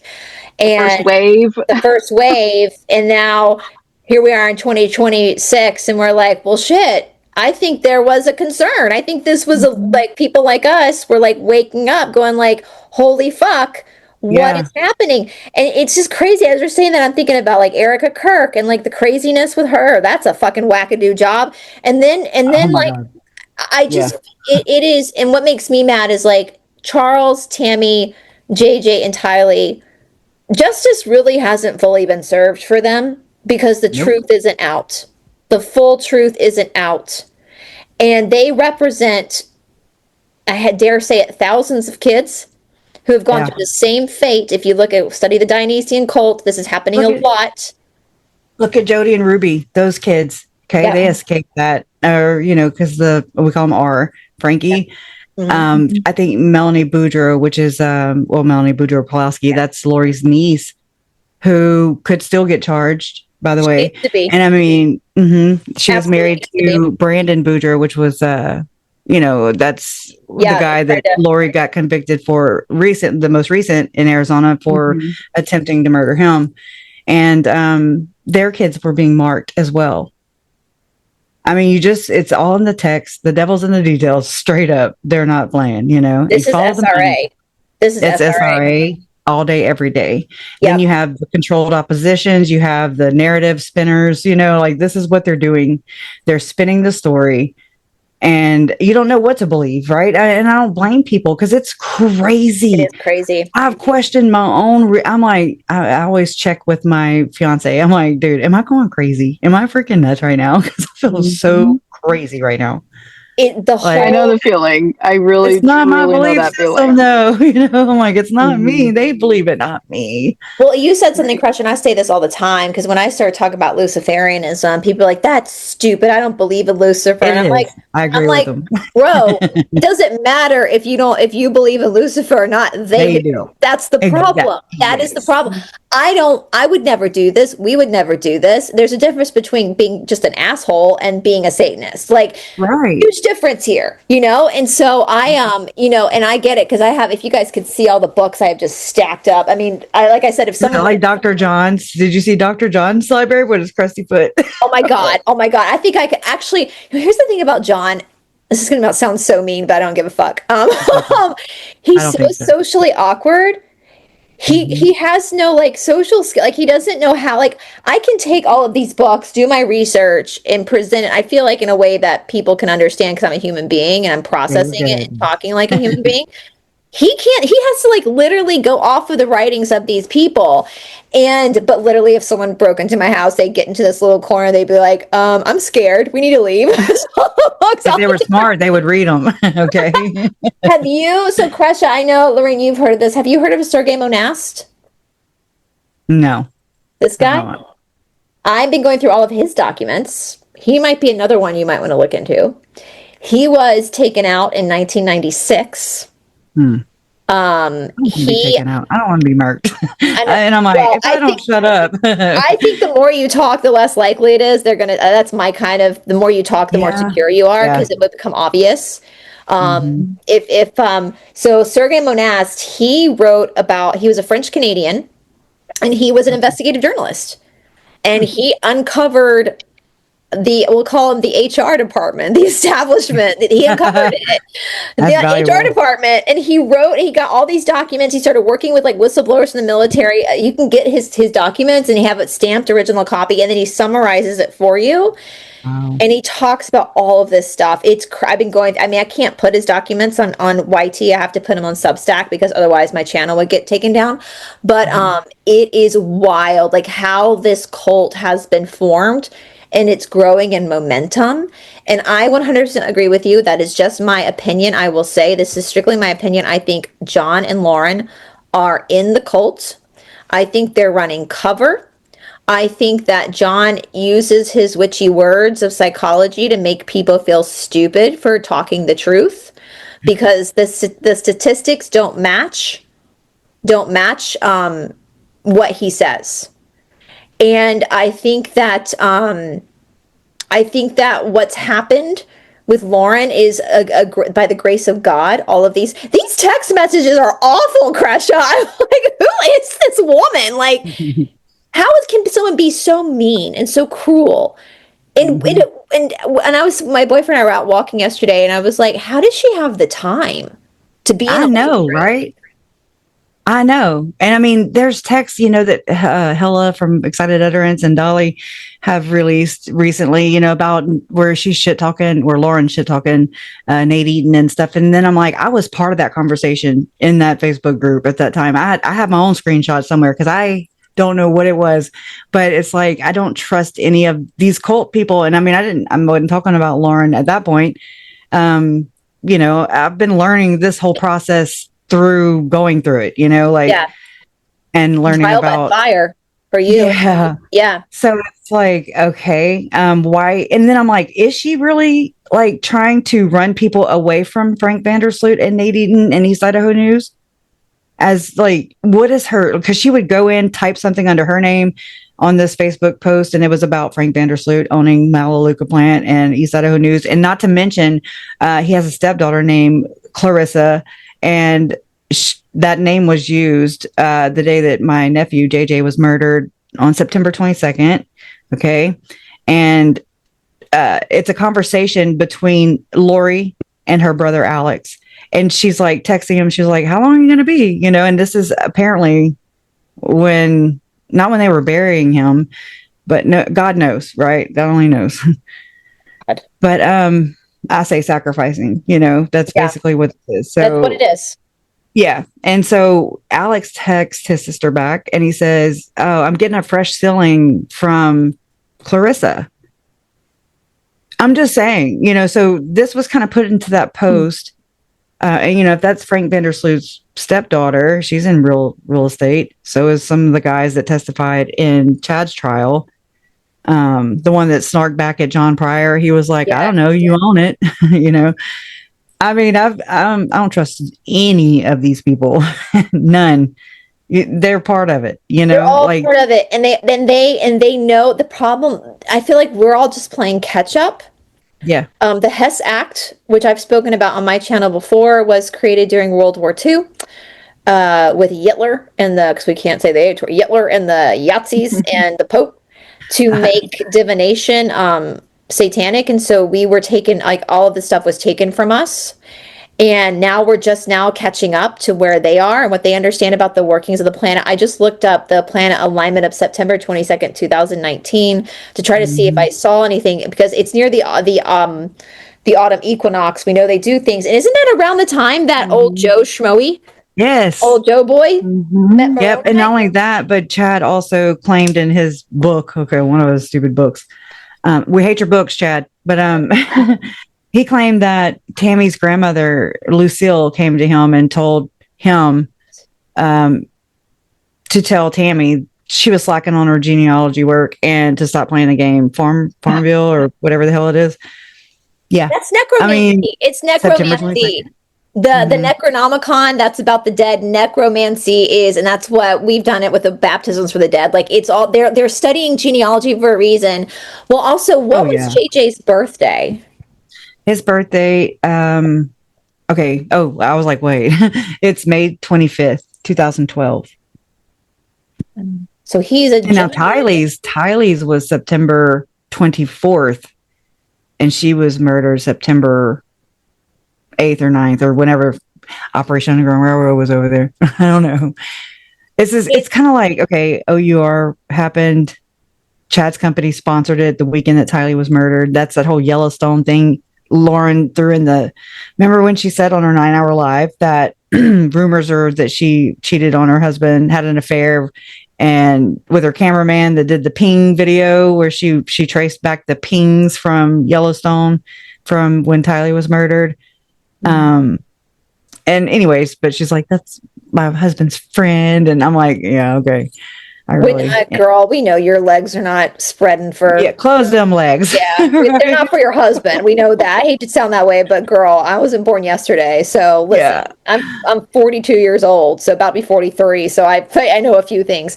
I was looking up Kresha because when we talk about bloodlines, now again, this is so fascinating, guys, and I want to clarify that when I talk about what they believe, this is not what I believe. I don't believe in their ideology. However, I do know that blood types do give certain personality traits. Like there's a whole like blood type diet and all that kind of stuff. Wow, but it doesn't. The value of a human being has nothing to do with your race, your gender, your blood type, your socioeconomic background, your religious orientation. The value of a human being, and it's so crazy that in 2026 we have to say this, but this cult values certain qualities. So they look at like when you're born, the astrological lineup, they look at your blood type. So I remember this, like it imprinted in my mind the first time I saw this. I think I texted this to you today. So O negative. So this is like Chad's chart, basically. Like what will they do with blood type? So then they look at like the ingredients they need for their spell and their witchy shit. So like, yeah. So O negatives, if you're O negative, I'm an O negative. Guess what, you guys? We're not human. Apparently we are full on God. That's what they believe is O negative. So for a goddess, I fuck up a lot. So right. So I'm not so sure how they might have some fallacies there. However, what's interesting is if you look at all of our rulers, the HR department of our world, guess what? They're all RH negative. Most of them are O negative. Wow. Only 15% of the world population is O negative. Okay. This also goes back to Cro-Magnon man, and I'm going to send you this, and I can send you this too, Lorraine. I have the PDF of Bloodlines for the God where he goes into this. Cro-Magnon man was around about the same time that the Neanderthal man was around, but Cro-Magnon man was RH. They can look at the DNA was RH negative and had no connection to Neanderthal. So it goes way back. This is an old Babylonian, Sumerian, but we actually have like scientific evidence to understand, not to back, but to kind of like understand why the Sumerians, the Babylonians, the Necronomicon was used by the Sumerians. So they believe that Rh negatives in general are superior. I don't believe that. I don't believe any human being is superior. I think we're all fucked up. Yeah. We're all equally messed up, right? So O negative is pure God. A negative is pure God mixed with type 1 human. That's me. What does type 1 mean? I'm trying to figure that out. That's where I'm a little bit hazy. I have some thoughts because you look at like Todd is A negative as well. So there's the A antigen. So it's an antigen you have in your blood, right? So A positive is type 1 human. A negative is bloodline of the God and type 1 human mixed. B negative, that's my sister, is bloodline of the gods mixed with type 2 human. So you're a what's it called? You're a hodgepodge. You're Nephilim? I'm a mutt. No, you're a mutt. You're Nephi. You're mixed with human and God, right? That's what you are. We're O negatives. Sorry, guys. We're just pure God. I should marry my fiance then because he's pure God. Listen, I don't know where my crown is because I live in a time. Oh my gosh. So if you're B positive, you're just type 2 human. If you're AB negative, you're a bloodline of the gods mixed with type 1, type 2 human. If you're AB positive, you're type 1, type 2 human. Now, there is personality traits associated. Like in Japan, they're really funny about mixing marriages by blood types to see who gets along the best. There is truth to some of this. O negatives, like myself, are typically, because we're O, we have a lot of oxygen in our body. So we tend to have a lot more energy. So a lot of athletes are O negative because we have a higher endurance. And that is true. I can go run for hours and I'll be fine. A negatives or A in general, type 1 human has the weakest endurance. I believe that because that's me right there. That's my boyfriend. He likes to nap a lot. A's also do really good with like raw food. There's all these different like anomalies. That is so neat. It is neat. It's cool if you're looking at it just to kind of know thyself, right? And figure out like what you're like. For me as an O negative, I have to watch out because I can over exercise. Right, I can do that because I have a lot of oxygen in my body, so I will never be good in like a hyperbaric chamber. But someone like Todd or yourself might be good in so it helps you understand your health. And I think that's the positive thing about knowing your blood type. And of course, as Rh negative women, we have to have help if we are pregnant with a Rh positive man's baby. Because my sister, 3 of her kids, she had to have shots to help carry the baby. Because your body as an Rh negative woman will see an Rh positive baby as like a foreign object. So there are some doctors who study blood that do classify Rh negatives as a different species for their scientific studies. Yeah, isn't that crazy? Wow. This is science, like blood doctors that will classify because there's so many anomalies. Rh negative. I used to feel like that once a month, at least from a different species. I'm sure my boyfriend can qualify that as well. Rh negatives typically have like the back of our eyes. We get diagnosed with astigmatism, but it's not. The back of our eyes are shaped as a diamond versus a circle, so we take in light differently. So that's why a lot of Rh negatives report to having a lot of paranormal phenomenon because they see light differently. We have a lower body temperature, like I'm at like 96. Sometimes we have extra organs, like I have an extra urinary tube. I have a friend who's O negative who has an extra kidney, which is really handy, but what are you going to do with an extra urinary tube? Don't tell the Rafficers anything. So they also, the predominant Rh negatives are of European descent. Like 15% of Rh negatives are in the world, 15%. 13% are European descent, and like 2% are African Asian, but they know it comes from the Pyrenees Mountains where they found the first Cro-Magnon man, the Basque people. And so they study this. So they look at your blood type. And I think I asked you once, Kresha, like, what was JJ's blood type? What was Charles's blood type? When was their birthday? I can look at his autopsy report, but I don't know it offhand. But I remember telling my mom that I was A negative, and look, this is just, you're not giving all this knowledge, right? So whenever I told my mom this, I was like 21. Just found out, because I was having my first child, and she was like, well, your dad is your dad. And I was like, it was just an innocent, and I'm like, right? I knew growing up that I had the blood type that I would have to have help having kids for the most part. Now, again, if you're with another Rh negative, then you're fine. There's not going to be any issues. Like if Todd and I had a baby, I wouldn't have any issues. But if you didn't know, like me, or you know what I mean? Like, right. You don't know that. There's more positives in the world than there are negatives. So the likelihood is that you're going to end up with and for a man, it doesn't matter. A negative man can impregnate a positive and a negative woman. It doesn't matter. It's the woman that has to worry about that. So I knew growing up about that, but I didn't know about everything else that goes in. There's a lot of weird health anomalies with Rh negatives. So in saying this, guys, like there is science to back a part of why but it's weird. Like the science to back it for me as someone in the light is like, hey, this just helps you understand your own health. It doesn't matter. I've never like been with someone because of their blood type. Like I've never been like, I can't date you until I know what your blood type is. Right? like I've been friends with someone and been like, hey, what's your blood type? No, it's not like that. Like it's the content, but for this cult, it's very important.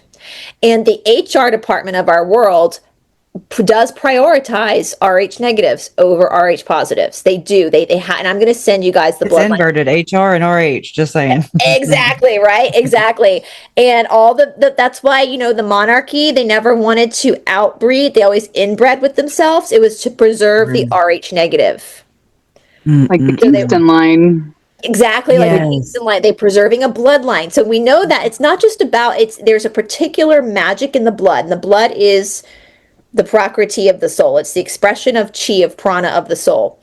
So now we know that. Then you take the victim. So they don't pick victims at random, guys. Like, I want to insert this real quick. JJ yeah, was autistic, and that is sought out by like Crowley, and like they would seek out male youth, with that kind of trait, with the autistic.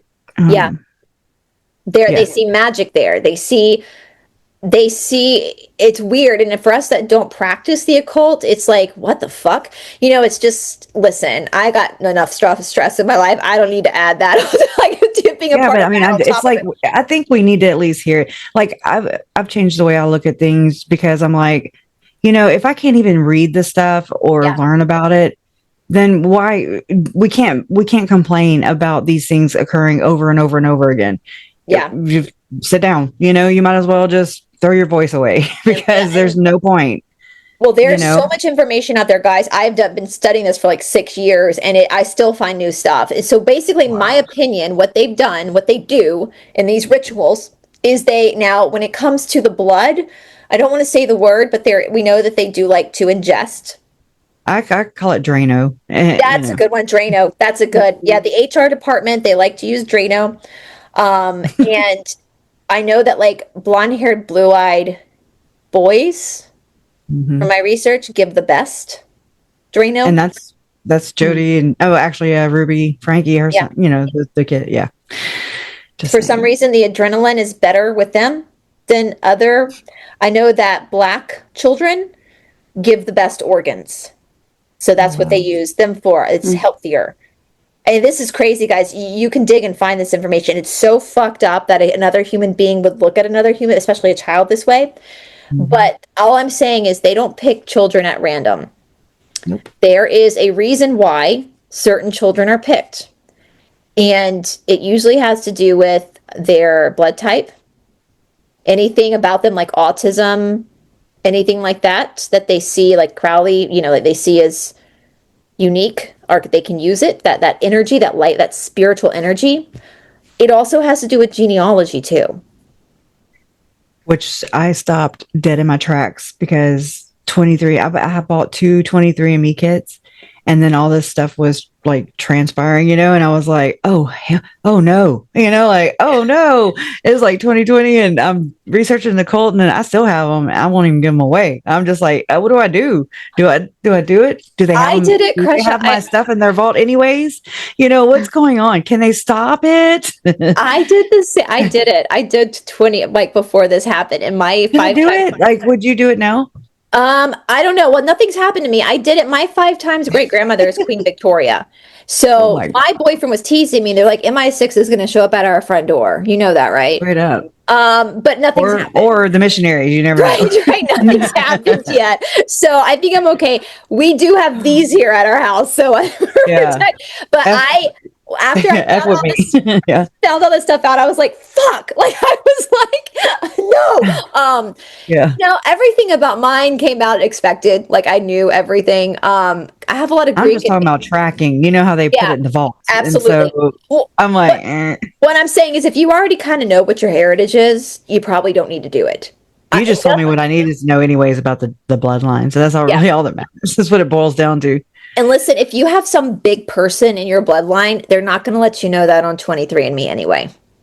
They're not going to expose that. Like, William and Harry are my 5 times cousins. They're not going to let me know that on 23andMe. Mm-hmm. I mean, I think they won't even. I want to ask Lorene this too, if you don't mind. Okay, so I say baby Ballard, Tim Ballard, right? And then there's M. Russell Ballard. Do you believe that whole no relation? I know. I believe they're related somehow down the line. We're all related. Bryce and I were talking about that earlier. There was polygamy back in the day, and in some shape or form, most Mormons who have pioneer stock are related. It's just how it is. I'm so glad to hear your take, because I'm like, they always start in the news. When you're reading articles, they always start with that. And I'm like, when they offer things like that, just without fact checking or verifying themselves, each independently, I don't buy that. And they push it a lot too. They always say there's no relation. It's always. I'm like, oh, that means there's a relation, Yeah. And I mean, I hate to do this, but I've got to cut out of here. Yeah, girl, you go back to work and just in your car. You can just cut out of there, girl. just drive off. Well, Lorraine, let's after Kresha and I are done, let's work out a time to do another one with like Heidi Love and stuff too, because I could talk to you guys all day. Like sometimes I forget we're actually recording, because this stuff, it's fascinating too. Not only is it never and we need to talk about it because we might put pieces together for other people too. Absolutely. That are trying to put pieces together. Yep. And I look up to you, Kresha, so much. I am just in awe of everything you have done and the woman you are becoming through all of this. I know it's not easy. I've been through the trauma, not the same trauma you have, but I've been through a lot of trauma and it's rough. So don't ever sell yourself short or say, my brain isn't working or anything like that. Cause it is. You've got a good head on your shoulders and you're doing an amazing job. Keep it up. Thank you. That means so much to me. Like, thank you. Second that. And I can't wait to talk more about this. Yeah, we'll definitely be talking a lot because I've got a lot to talk about. And my friends in like human, like right, near me, they don't like to talk about it. So I'm glad to find you ladies. We'll just go on the internet and talk about with our friends on the internet. Yeah. Well, I always laugh. And Lorraine, go have a wonderful rest day of your work. And thank you for joining us from your car.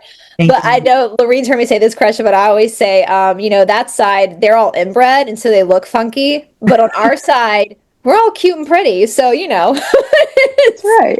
We're badass. We don't have to consume Drano. No, right? We can look good without Drano. We're good. Like, ugh. When I learned about that, I was like, what the actual, like, I remember being like, are you fucking kidding me? Like, this is so like, I cannot, like, this is just, what fucking ghetto-ass planet did I land on? I hope mine tastes like shit. That's all I'm saying, That's just all I can hope for. We're too old for them. I hope it gives them the shits. They like the young. I will curse you with my blood. Such a weird conversation, right? Good thing she didn't have this. That work. Yeah, you say this, and then you're like, "What are we? Why are we? What? How did we get here?" We got here because of Lori Vallow Daybell and Lord Matthias and Dr. John and the Mormons and the Mormons. And old Joseph Smith, like, bro. I mean, I've said it before. Hollywood's missing a great story if they told the real story of Joseph Smith, not the LDS video version, but like the real fucked up story of Joseph Smith and his family line, because he was not who they say he is, and that's the thing. So I wonder, especially Kresha, since you are French Canadian, or not French Canadian, are you Cajun? I'm Cajun French, so yeah. So you came from Canada, basically from France I don't know because I didn't take my 23andMe. Okay. Well, let's just say you're and I haven't done it. I haven't tracked it because I've been kind of offended by the whole genealogy. Yeah. I mean, I understand it, I appreciate it, but it's like I have had to dig into everything else and pay for everything else, and it's just it's a lot. It's a lot to do. And research everything. I'm going to recommend this. That's Chad right there on the front. No, I'm picking. Right, exactly. He's way too good looking to be Chad. Exactly. All right. He is so boring, Chad. Like, even though he's like on death row, thank God right now. But like, you hear him talking, it's like, doop, doop. Like, I'm like, who the fuck falls in love with that? I'm like, I'd rather watch paint dry. I know. I'd be more entertained. I'd rather watch. I did not feel compelled to go to his trial. I was just like, I mean, I went there for the memorial, and then I was like, I'm gonna stay here with Mom today in the apartment. Like, during trial. I mean, I feel sorry for Tammy. Jesus, he is ugly. He's just and boring, and his books suck, and he sucks, and I mean, they both suck. But it's like, you're trying. They break the mind because you're like, what? They don't go together, like no, they don't. I think Colby was right. Like, what the fuck, Mom? Charles, your uncle was so good looking. Like, he was a very good looking man. And to go provider, from, I all mean, those. Yeah. it's the same thing with Melanie and Brandon. Like I was looking at pictures, like he's a good looking man. Well, that has been a rumor alleged or whatever that Barry, which is Lori's dad, Barry Cox, Yeah. he allegedly gave Chad Daybell his blessing.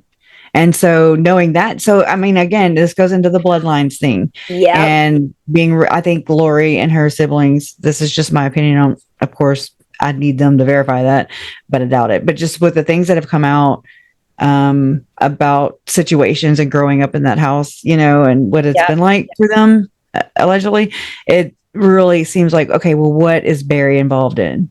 Is that an SRA family?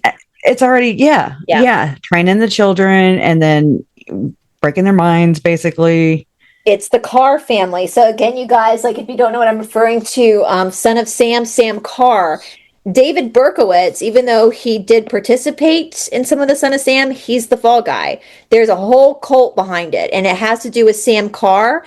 And this book, Maury Terry's Ultimate Evil, it's fast. It gets into the process for Church of Final Judgment. That's so interesting. I the Best Friends Animal Society, you know how that ties into David Levitt and David Levitt and them. And I mean, you got to think about, I'm now having to factor in Lauren and Dr. John. Like where do they fit in with this cult? Was her job primarily, actually, I questioned this right before I came on here with my fiance. I was like, I'm actually questioning whether her story is true, that she was, she heard on the AP news wire or whatever the hell about the kids being missing, and she's been following it from day one. I think it's bullshit, girl. Did she know about it beforehand? And she was just sent in with her and Dr. John to manage it. And to, how they do, they to go in to drive it, basically. As somebody who is an outsider looking in at your family and what happened and watching Hidden True Crime, there's weird little red flags that I see. And this is just, guys, so audience watching right now, hey, Hidden Gems, because you've been flooding my comment section.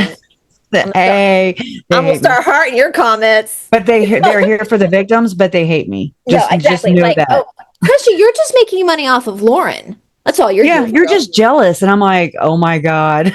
Listen, Botox Barbie. I'm not jealous of Botox Barbie and her eyebrows. I'm sorry. I feel like I can be mean because Lauren's a bitch and Karma's a bitch.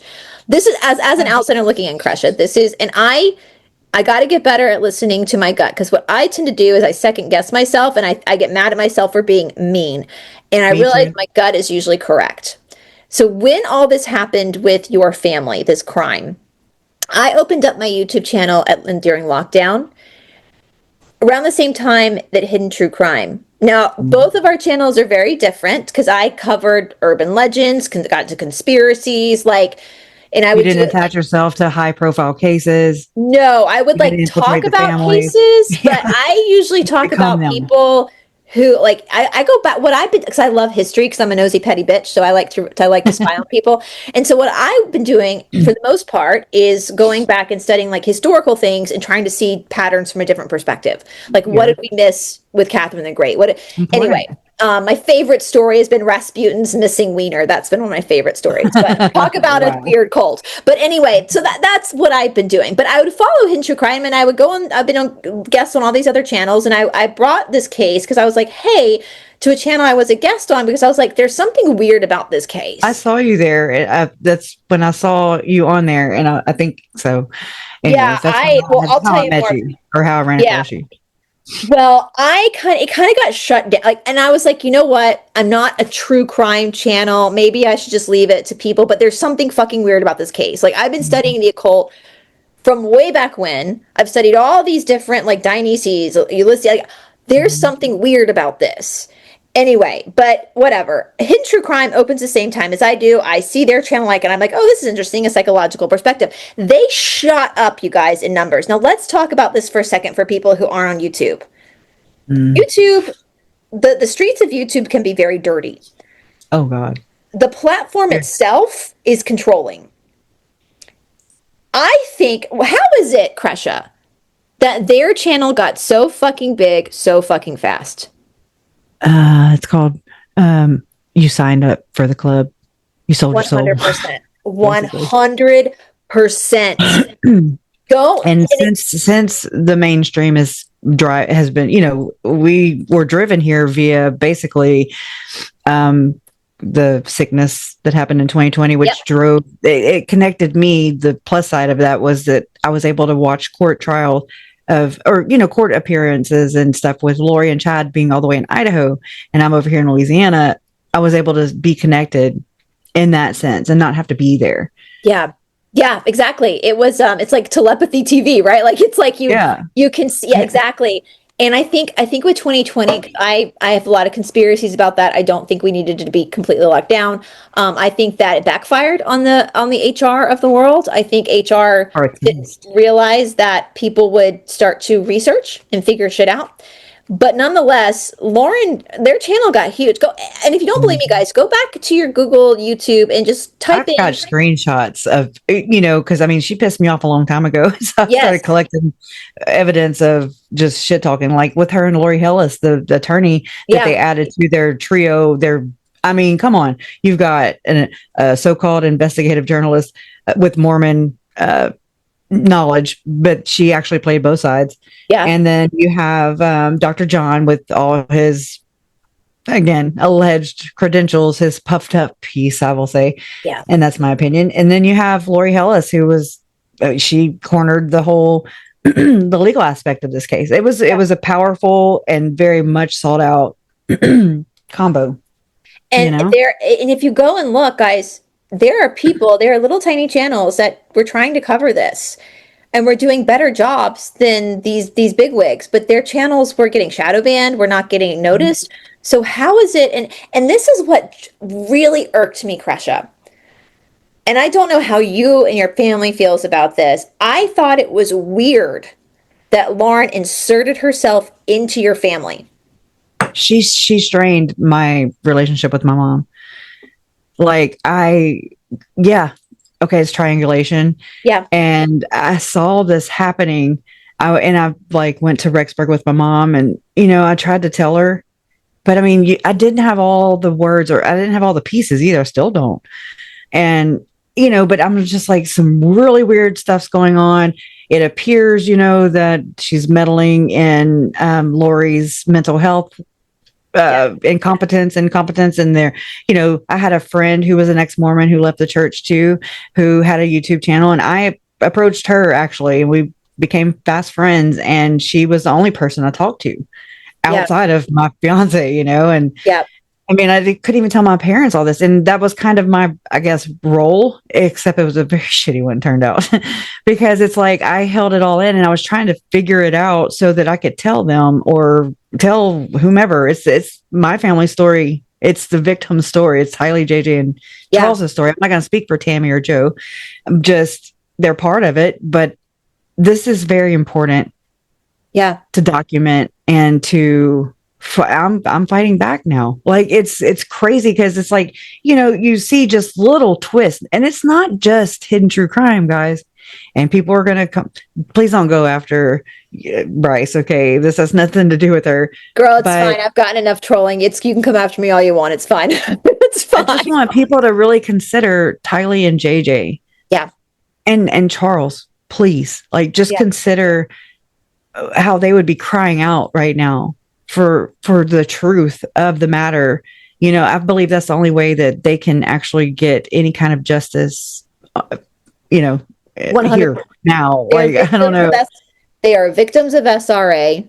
They are victims of HR, of the establishment, the Illuminati, whatever you want to call it. They are victims of something much bigger than just a crazy lady. And they're crying out for all the other victims who aren't mentioned, and I mean, again, this is kind of a very unique position, because how many family members of murder victims actually go this far, or can, it's a high profile crime. So therefore, you know what I'm saying? Like the impact, like if I were able to talk about this, effectively, I guess, and Lauren hadn't been my handler and hadn't kept me on the rails, as she said, to keep me from being heard.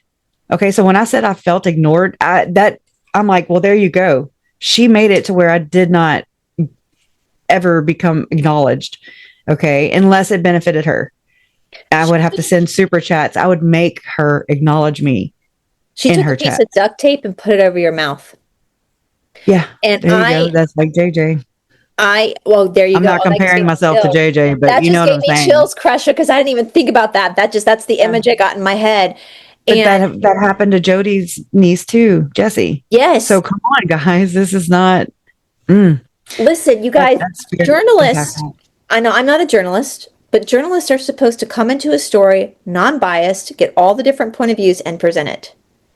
So if Lauren was an actual journalist, she would have talked to all the family members. She would have been happy to air Kresha's perspective, even if she agreed with it or not.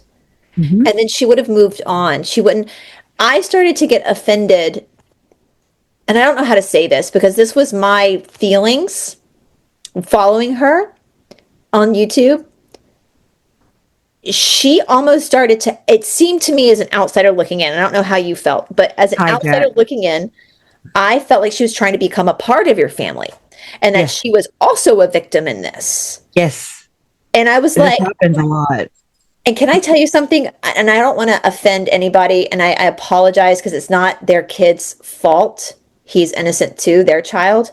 But when he started calling Larry, thank you. When I heard that, I felt disgusting. It says a lot about Dr. John and Lauren than it does about, of course, my parents are going to freaking miss and latch on to him. They were sitting there grieving their freaking their 7-year-old grandson. Your parents are kidding me to the level of manipulation and just disgust that right there. I remember it. My kids were missing their grandparents. Kresha. And it's like a gloating, a bragging, oh my God. Well, they're ours now, not yours. I remember when it happened, I was watching it and I felt sick to my stomach.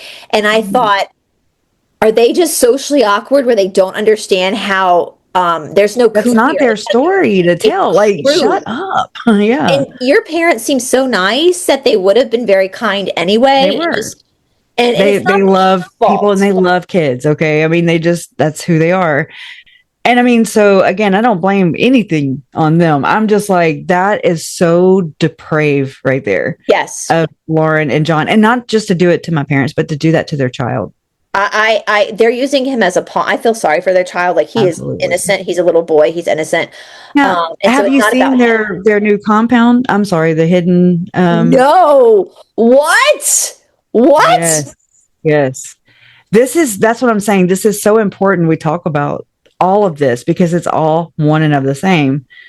Oh, I think I just closed. Are they building? Okay, you're there. Are they building it based off of the money they made off of your family's tragedy? Yes, ma'am, they are. And I mean, can we talk a little bit about the symbolisms that Lauren and John have shown us through the years? Which is, they actually brought up the fact that that John has the same wedding band as Lori and Chad, except not malachite. It's like either turquoise or topaz. I don't remember. Hold on, let me pull the story up to you. They're actually building and documenting. If you want to share anything, girl, if there's anything you want to share on the screen, I can let you share screen. If there's any, that grosses me out, Kresha. My boyfriend's like my common law, every little girl's dream, right? We've been together for so long, legally considered. But if he had a wedding band that matched Chad Daybell's, I would be insisting we go and get another one. I actually pulled that clip up because, again, Every Day with Jay, there's certain channels that have taken the lead on this. Thank God. I'm going to tag them guys down below. Every Day with Jay is phenomenal. Hella's phenomenal. And Kresha, any other ones you want me to add, I will put them in the description box because on this side of the YouTube street, we support each other and we help promote the truth. And so I would love to actually, I was thinking kind of off topic, that new case, the Sarah case of the girl here in Georgia that allegedly unalived her stepdad. Hella was talking about it. I was going to see if I could go down to one of the trial days and just contact her and be like, I'll take footage if you want me to and send it to you, girl. That would be awesome. Because I'm not into that. She's really good at that. And I was like, but if I'm right here and I really like her channel, I will have no problem going and teamwork makes the dream work, y'all. Exactly. It really does. Listen, we all have a part in this. They're a little coven. The HR is its own little coven, so we can be our own too, right? We can do what they do, but for the light. So, is that it? Yeah. It's so ugly. It's Jody Hildebrandt-ish. It is, isn't it? Oh my God. Yeah. So I'm gonna go back to here. I don't know. Is it showing the screen or no? Yes, I can see it. Yeah. Whatever I show. Yeah. Okay. Yeah. Okay. So, I mean, this is in the Hidden True Crime chat on Reddit. Yeah. This was 3 days ago. It says, as of January 2026, Lauren and Dr. John Matthias continue to document, I don't know if this is the documentary Lauren was talking about, the development of the Hidden Homestead, that's the name of it, in Henderson, Nevada. This custom-built residence is designed to serve as both their family home and their headquarters for their podcast. So check this out, Hidden True Crime. Occult true crime, right? Yep. A primary feature of the home is a state-of-the-art studio specifically built for high-end audio and video production of the Hidden True Crime podcast and YouTube channel.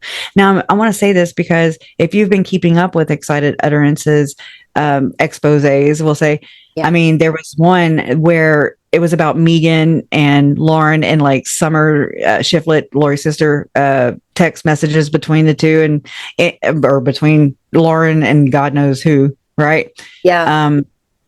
Anyways, so she's like, Lauren was bitching or bragging, I couldn't tell, in one of the texts about how the Connors, the Connor family, they sought her out to basically get her to help them make their podcast. She said something along those lines. I just don't have it.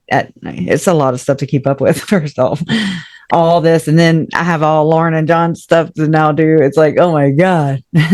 But it says so yeah. So I mean, it's an art studio. So that brings me back to their We Respond video where John's talking about their art, their work. And I remember that, and that is kind of offensive. How is your family's tragedy art? Yeah. They can, go whatever themselves is where I'm at. But the homestead, okay, the homestead name reflects the rugged mountainous site in Henderson, which is in Nevada, where Dr. John lives for sure. I don't know where Lauren. We don't know where Lauren lives. She showed up on scene last night in Salt Lake City at that shooting at that LDS parking lot. Really? Yeah. Mm-hmm. Oh, and she got all kinds of things wrong. Said there was a kid victim. Said, and there's not. It's all adults. Said that there were 8 people shot. There were only, anyways. I don't want to miss. Yeah, because I watched the real coverage and I watched hers too, so I don't want to even confuse the two. It sounds like they were an arranged marriage. I'm just going to say it. It just Me too. Like no. Oh wow. Yeah. Yeah, I've been thinking that for a hot second, that this was an arrangement. Absolutely. It's like he's in the club. Yeah. Too. Yeah. Yeah. And it's she like is what, too. It's what the monarchies do. And I mean, we got to think, Jay, Every Day with Jay, she read Lauren's book that was published the same month that the kids' announcement, Tylee and JJ's the police. Oh my God, the Rexburg police announced that the kids were missing and, they were looking for Lori and Chad. So I'm like, I wonder if Lauren and John knew before the public knew.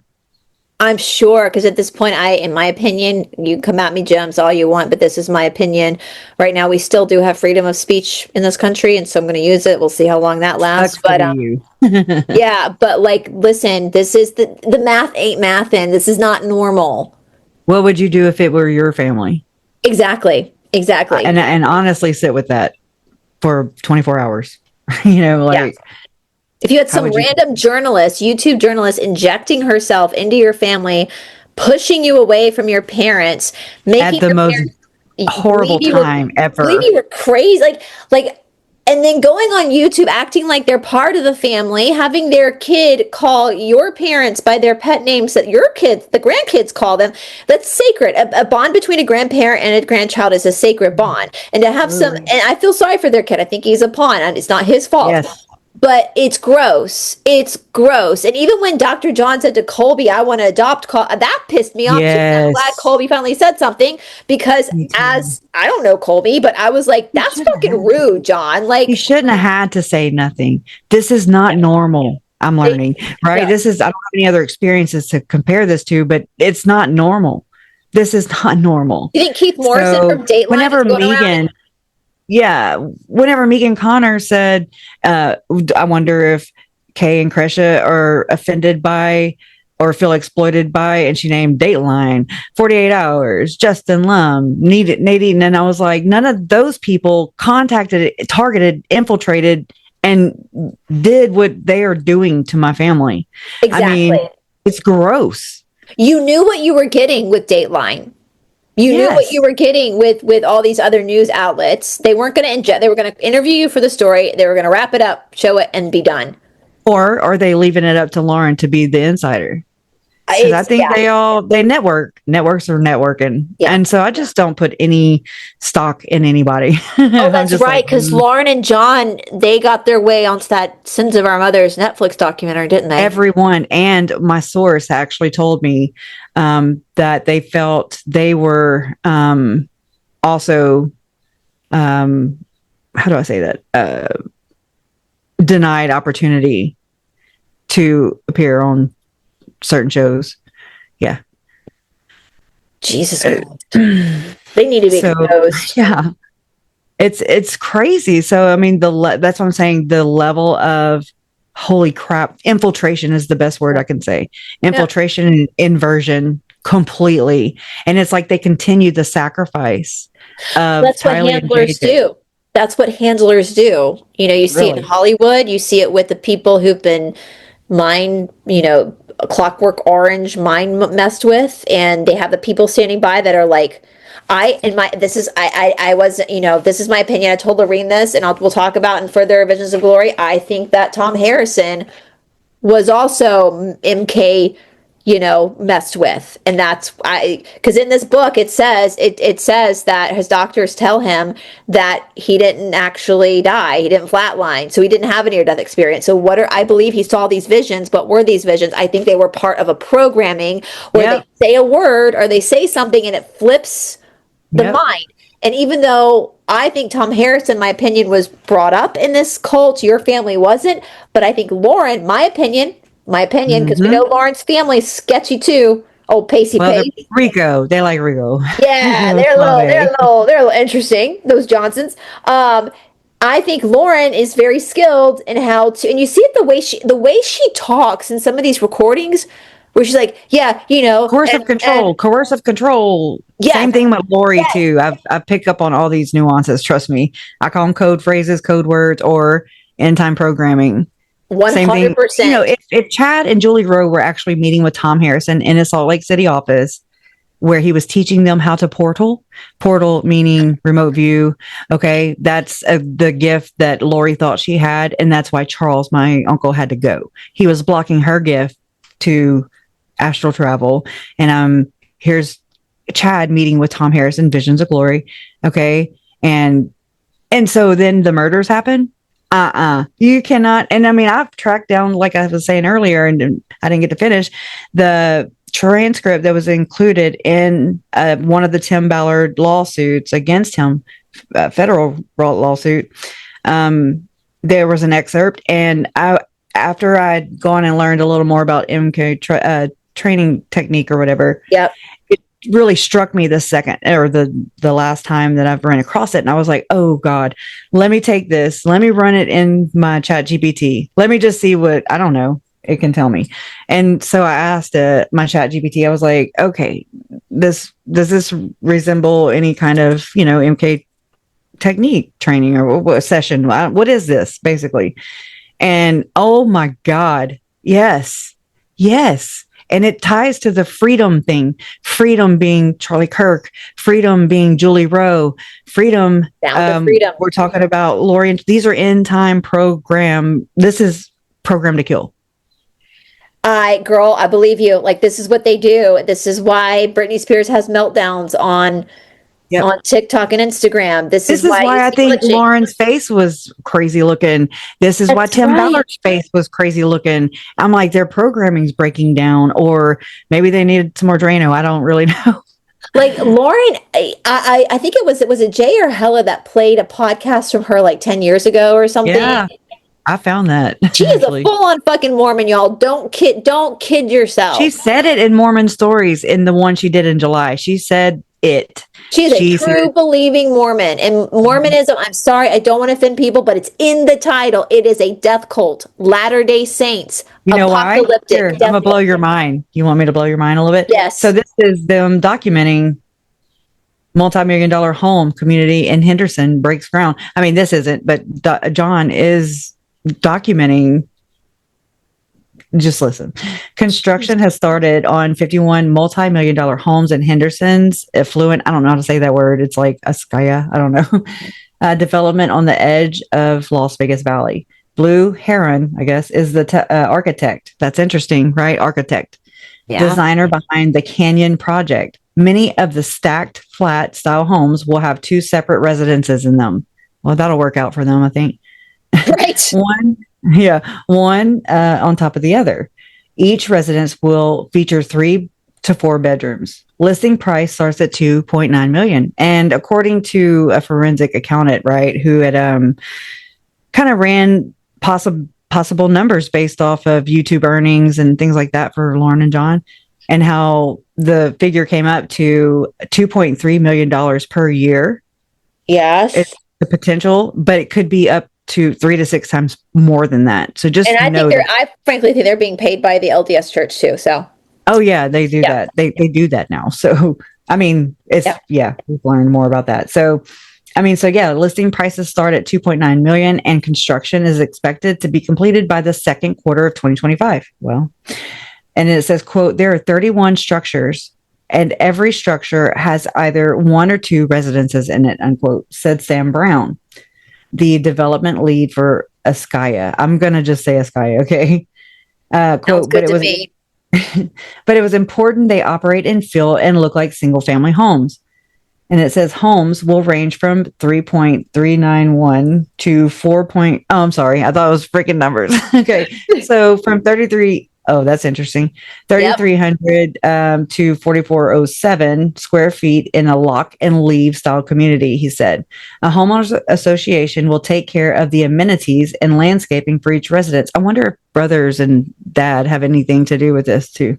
Well, after you're done, I looked up Blue Heron for the occult and it's fascinating. Oh my God. Oh my God. So it says, quote, is it what I would call it is what I would call resort style living.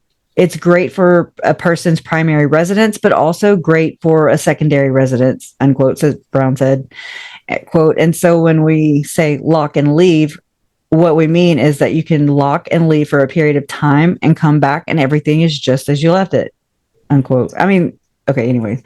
Sorry, I hear my dog barking, guys. He barks when dinner's ready. So if you hear it. Okay, good, because he's really loud.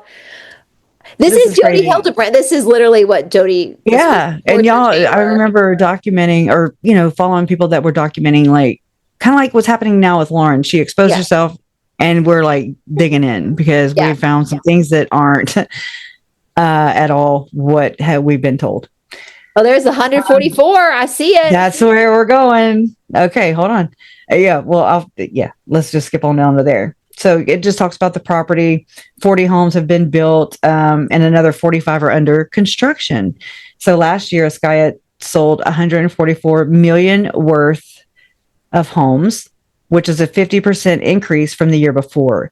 The total was bolstered by 3 of the top residential sales of the year, which included a 7-acre double lot home sale for $10 million. And then, okay. So the 144, where did I see this earlier? I had recorded it from another channel, the one that I was telling you about the forensic psychologist. Yes. But I don't know if you're okay with me sharing the clip. Yeah, absolutely. And I'll tell you why you're getting that, because is Blue Heron the architectural company's name? It said Blue Heron is the architect. Okay. So I just thought, let me look and see what that means in the occult. Definitely. So it symbolizes between the worlds. So you're talking about portals? Oh my gosh. It bridges the physical and spiritual, acting as messengers for the divine and activating intuition and spiritual gifts. Stop it. Yep. Quick little Google search, guys. If you see weird shit like that, I'm telling you, I'm sure you've learned this, Kresha. When you see weird things, just Google it. Just Google it. Okay, well, let me swing us to here right now for just a second. This is a little clip, 2 minutes, 53 seconds, that it's from Everyday with Jay. This is John and Laura Matthias, same wedding rings as Chad and Lori Daybell. We're going to, this is worth it. A couple of these that I'd picked out. I love Jay. She's hysterical. I love her laugh. Cooterville. I think she's hysterical, guys. I will put her down below. Make sure you guys subscribe to Jay. And close your legs. Okay. And close your legs. But I don't even think Colette knows this. I don't think anybody knows. Kay knows this. Kay knows this because Kay visited us. Don't show it yet. Hold on. I got to preface it. You guys saw that. Kay Woodcock knows this because she did us. Don't show it yet. Oh my God. Is that the same kind of rings that Lori and Chad had? What do you guys think? Is it both malachite? Oh my God. This is so awkward. If this were my husband, I would get rid of the ring. Playing Chad's part. This is weird. Okay, here we go. And they showed up a lot in the Dateline episode. They kept doing close-ups of the ring. And I kept saying, oh, yep, that looks like my husband's ring. John, show him your ring. Let's just get it out. Show him your ring. She's a little so bit proud. closer. Stop moving it. Yeah. What does that look like? There it is. We didn't purchase that on Amazon though.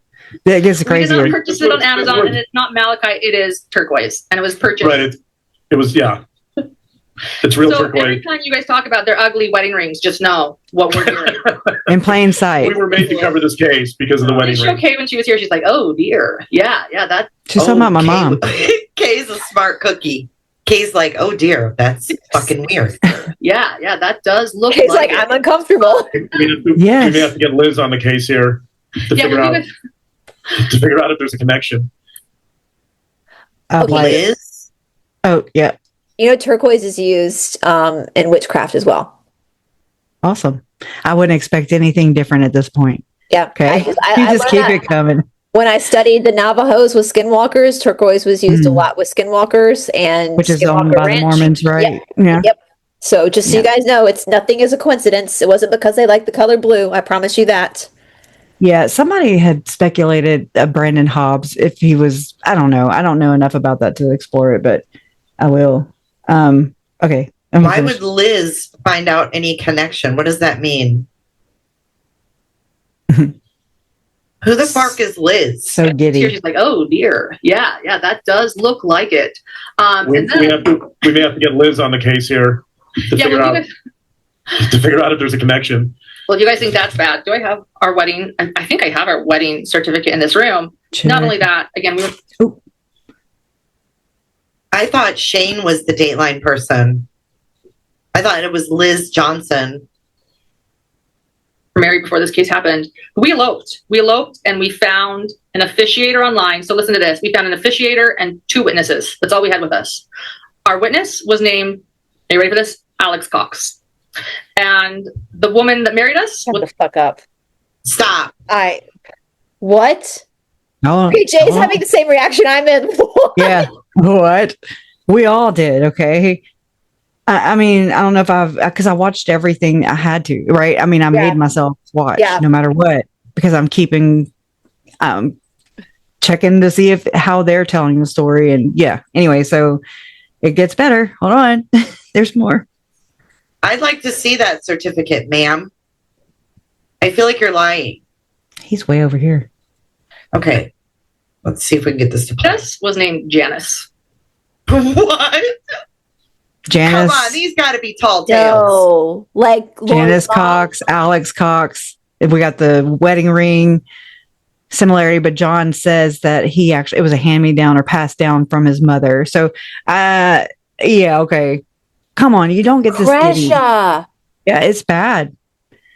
It's infiltrated. Okay. They have to tell you who they are. That's part of their rules, so that you consent to it. Yep. So Megan, girl, if you watch this, I doubt you will. I don't know what your game is, Megan, but Lauren said some fucking shitty things about you, so I don't know why you're defending her unless you're part of this whole cult too. Look, I mean, these are the people that, they were in my circle, you know what I mean? Yeah. It makes me wonder if Lauren, gets other people to do it to handle me, or to Oh, keep I'm sure. me. I'm sure. Yes, I'm yeah. absolutely sure. It's a network, y'all. I'll die on this hill. I'll die with you on this hill because I've seen it all. When you research this stuff, and unlike you, Kresha, I did not have anything happen to my family. So you have a bird's eye view. I've just studied a bunch of cases, and I agree with everything you've said because what I've seen, the patterning, they follow this every single time. They follow the same patterning, and I think you were handled. I think your parents were handled. I think Colby was handled.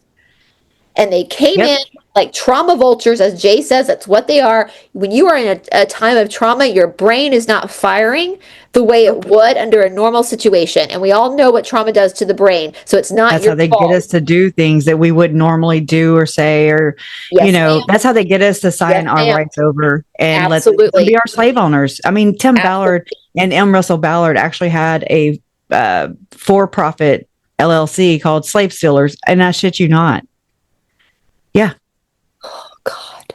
Okay, so check this out. And then there's going to be another one and we're going to play. I mean, these are shorts, but this is the best way I've ever seen this. And I mean, I learned this because I was there. I was at the memorial. I wasn't watching Lauren's lunch live. Yeah, that's how she posted it. So this is the memorial car, right? The name, I have to find my research on that. Why is she filming at the memorial? I wouldn't have filmed the memorial. Amen.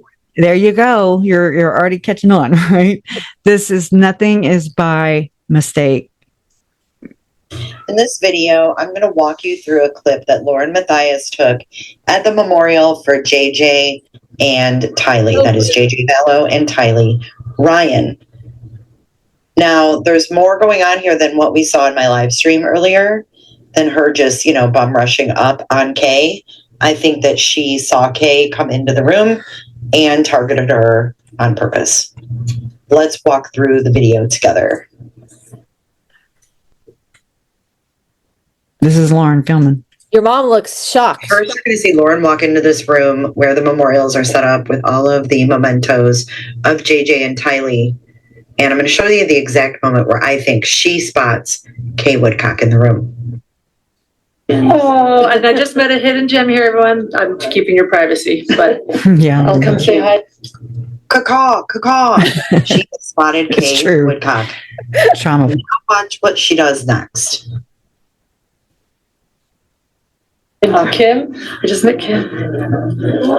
Huh? I'll come say hi in just a minute. Oh, she'll talk to her in just a minute because she's got to go exploit Kay first. Oh, exactly. It's beautiful. Here she is pretending she didn't see Kay, panning around to the other tables. She knows damn well what she's going to do and what she plans on doing. Here she goes in for the kill. Oh, the flowers are beautiful. Thank you again, Hidden Gems. Oh, and I saw there was one from a Facebook group too. Even though this is her second live of the day, she's so interested in this Facebook group bouquet that was sent. So much so that she's got to get right over Kay's shoulder and invade her space. I'll show you. Been following this? They're called 50 Shades of Grey. And that's Kay right there. Kay's daughter, Kresha, informed me that Kay was FaceTiming her son, Todd, who is JJ's dad, and showing him these arrangements. This is so intrusive. It is so intrusive. I mean, she worked her way right over there. Kresha, it's like she's at the prom. It's a social. It's like she's acting like she's at the prom, like it's a social engagement. She memorial service. Yes, and she was telling her hidden gems because I watched Jay break this entire thing down. It was I was so triggered and pissed off and just like, oh my God. But what was I going to say? So your mom was having a intimate moment with JJ's biological father, who was in prison. My brother was in prison. My mom, it was hard to, communicate. Yeah. They did make it to where Todd, my brother, could give his statement or whatever at the memorial through, the phone and everything. Yeah. So I was really glad that was accommodated. But But again, my mom was sitting there with her camera, and talking to my brother that way and showing him all the things for JJ and Tylee. And If I was at a memorial service where the grandmother of one of the deceased was on the phone with someone by herself at a table, I would not go up to her at that moment. I think common social knowledge, that she needs, give her space. And I just have to ask Kresha, how's your brother doing? How is he doing through all of this? My brother, he's now out of prison and he's getting his life together. Just like, it's been a process, just like it is for everybody, but it's given him, he lost his son twice. Once via adoption, and then the second time via murder. I can't and along with his Uncle Charles, and you know what I mean? Like, it's so deep. Well, tell him our hearts and thoughts go out to him too. I think he also, like you, kind of got forgotten in all this, and I can't imagine the pain that he has gone through. And so I'm so sorry this happened to him as well. And the fact that your mom was being a mother and a grandmother, and including him in, and Lauren giggling like she's at the prom. Oh, that's what I was going to tell you about. Yeah, go ahead. I just remembered there was this one part in the full video that Jay was reviewing, and it was Lauren was saying, there will be whatever. She was talking, doing a live just like this in the same little area, and she was talking to her hidden gems. Okay. And she was saying that, there, everybody, she was talking about the times of the memorial, 1:00 or whatever. And she was like, there will be something for the hidden gems, for you hidden gems to enjoy. What? And I'm like, enjoy. Like, I just ran. I was so disturbed by that. For lack of a better word, Lauren, it's a funeral. For lack of a better word. Thrown by her. Well, she tried to actually say, she allegedly tried to say that she helped put this on, but it was her friend Sarah, the one that worked for Mitt Romney, who ran, he ran for president, and Frank Vandersloot here. This was also sponsored by Frank. Okay. So when I looked up the, what's it called? The Willard Theater, which is where this is in Idaho Falls. I'm sorry. The Colonial is what Colonial or Willard. It might be both of those names. I'm not sure, but it's actually, when you look on the site, you'll see East Idaho News sponsoring them. And I'm just saying, it's like their cups spill into the next cup, and they just like pass around the victim and continue to sacrifice. There's nothing spared. Okay. Of a victim. It's like George Carlin said, it's a big club and we ain't in it. All right. I don't want to be in it. No. It's disgusting. And I don't even know how to explain it yet. Like, my mom, I wouldn't say would be ready for this just yet. It's so, it bothers me. If there's any silver lining, if these Satanists are watching, the souls of your victims are no longer in your hands, regardless of what you think. You don't own a soul. You can't kill a soul. You can kill a body. I hope it was nasty. I hope it tasted like crap. Exactly. Well, and that's one of the most groundbreaking things. I remember when I first learned what a pedivore was, and I was like, what? It was the same thing with Drano. Like, what the fuck? Like, a pedivore? Like, people do this? And then the pictures from Epstein Island started dropping of people doing it, and it's regardless for the audience. I know my audience is cool. They know this stuff. They're not. You can't deny this is happening. It is fucking happening, and it's been happening since the beginning of time. This is a sick cult. This is what the Dionysian cult did. They're still doing it. And joke's on you, though, guys, because those souls, those precious children, they're not in your hands anymore at all. They want justice. Yes, they do. Yeah.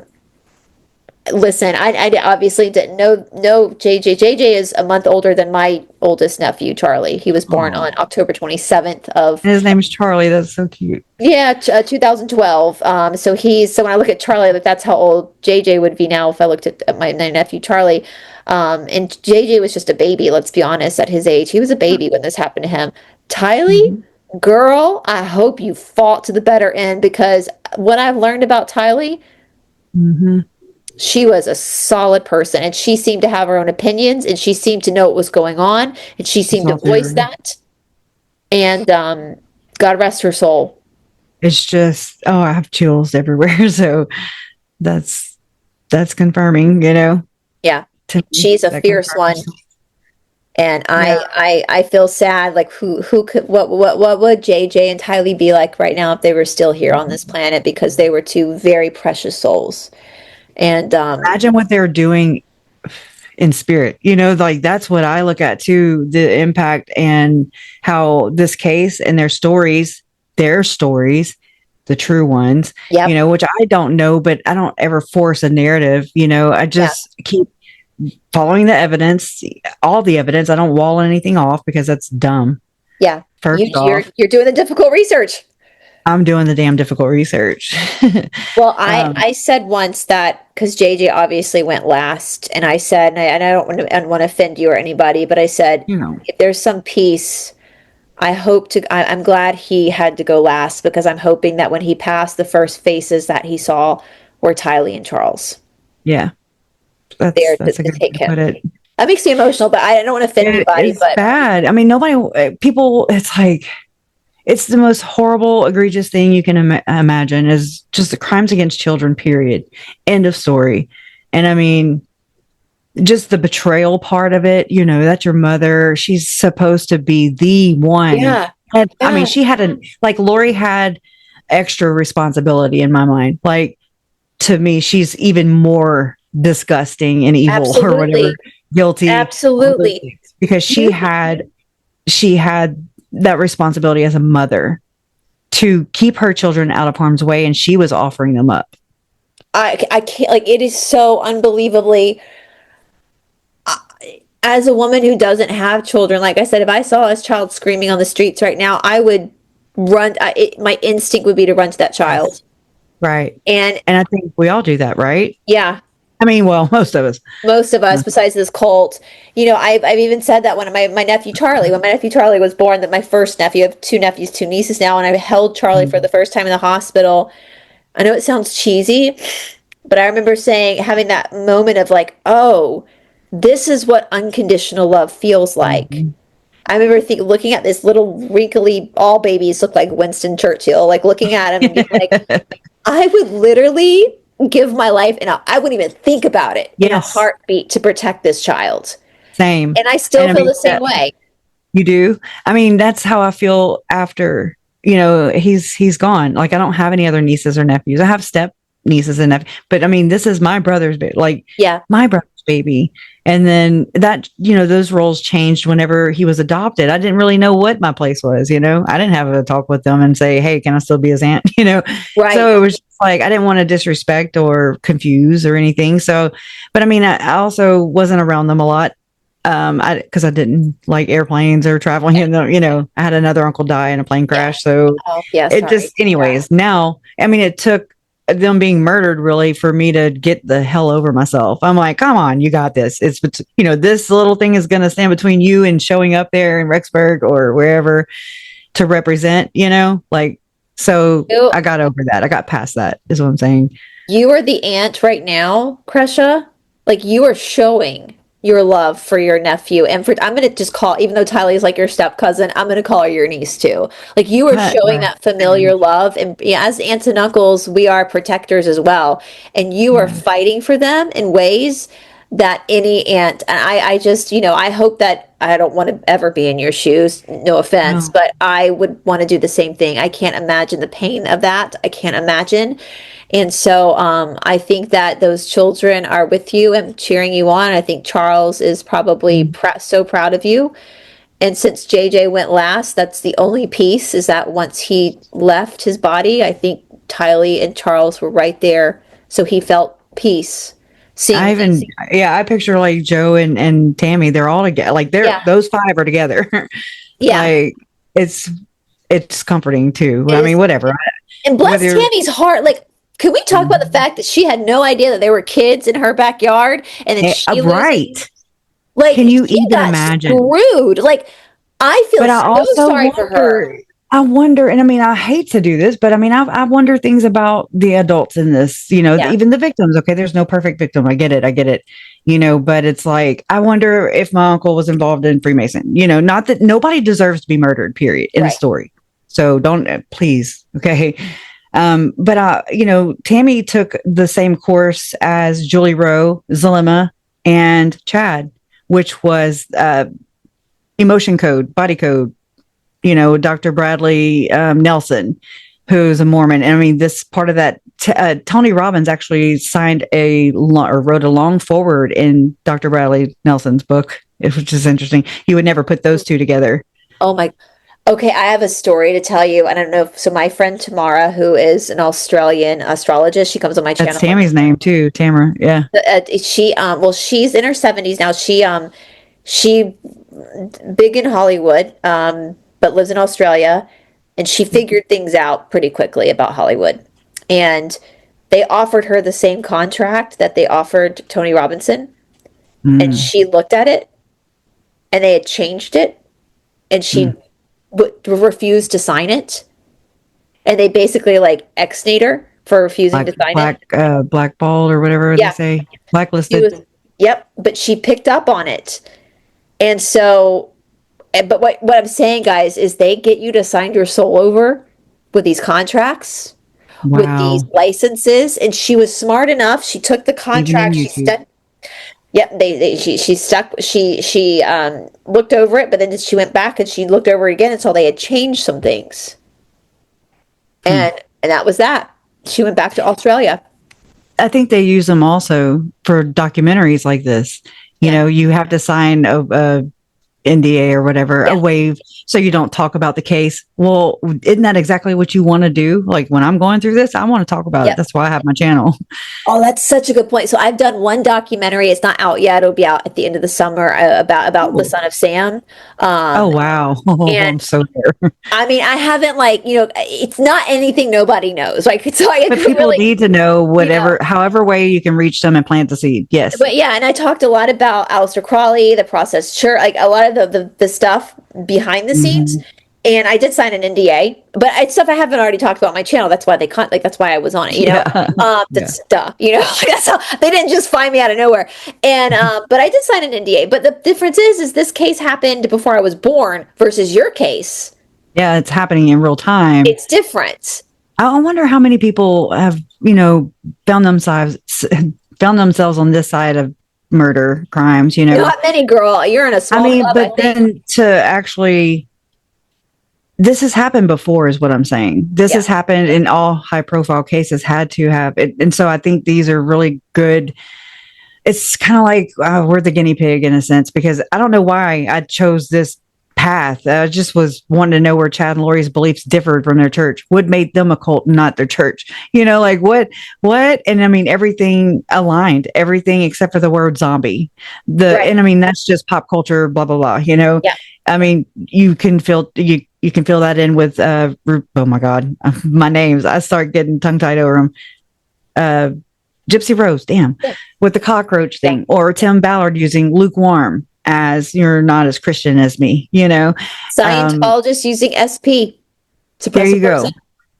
Okay. I mean, actually, I want to say, and this came from Lynn Packer, his reporting into Operation Underground Railroad and Tim Ballard, where there's one episode where he shares M. Russell Ballard's business connections. And it's interesting because it connects all the way to Bob Hope, and also oh my God, what is his name?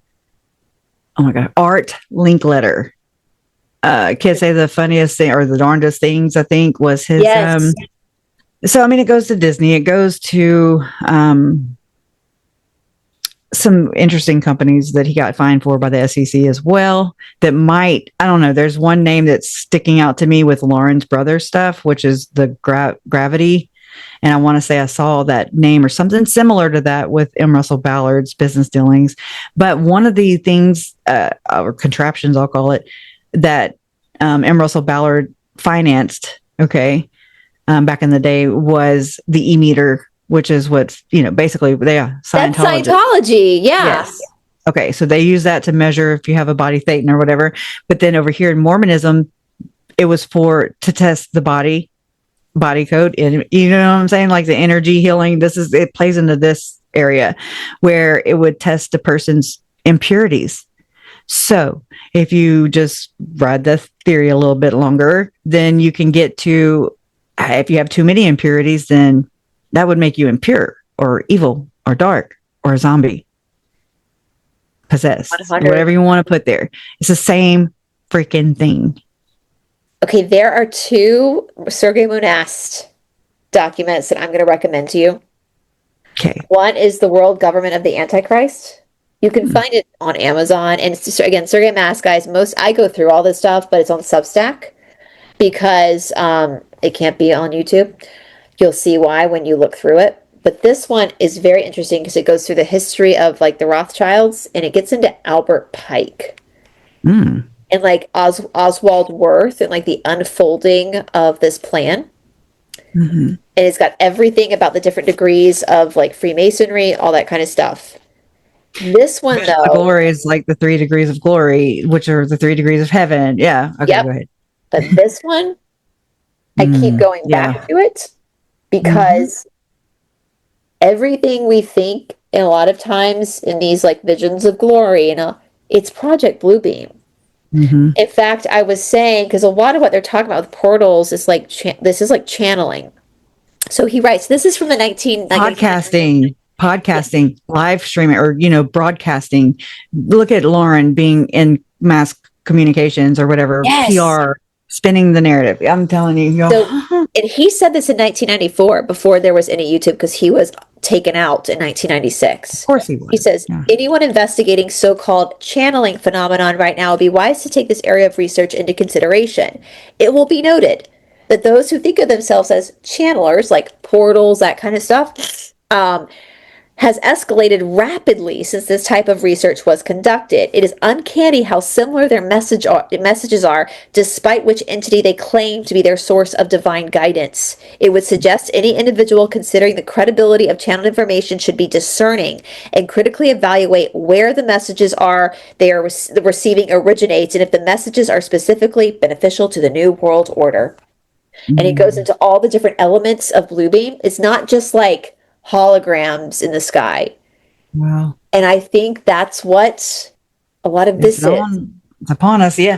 What it looked like to me, because I didn't, again, go and read that book right there, Visions of Glory, with I'm reading it because I'm interested in NDEs. I'm interested, that's not why I looked at it. I looked at it like with a critical eye. Exactly. Well, same. Yeah. Same. And so I'm like, the theme I got was it was pretty sick, actually.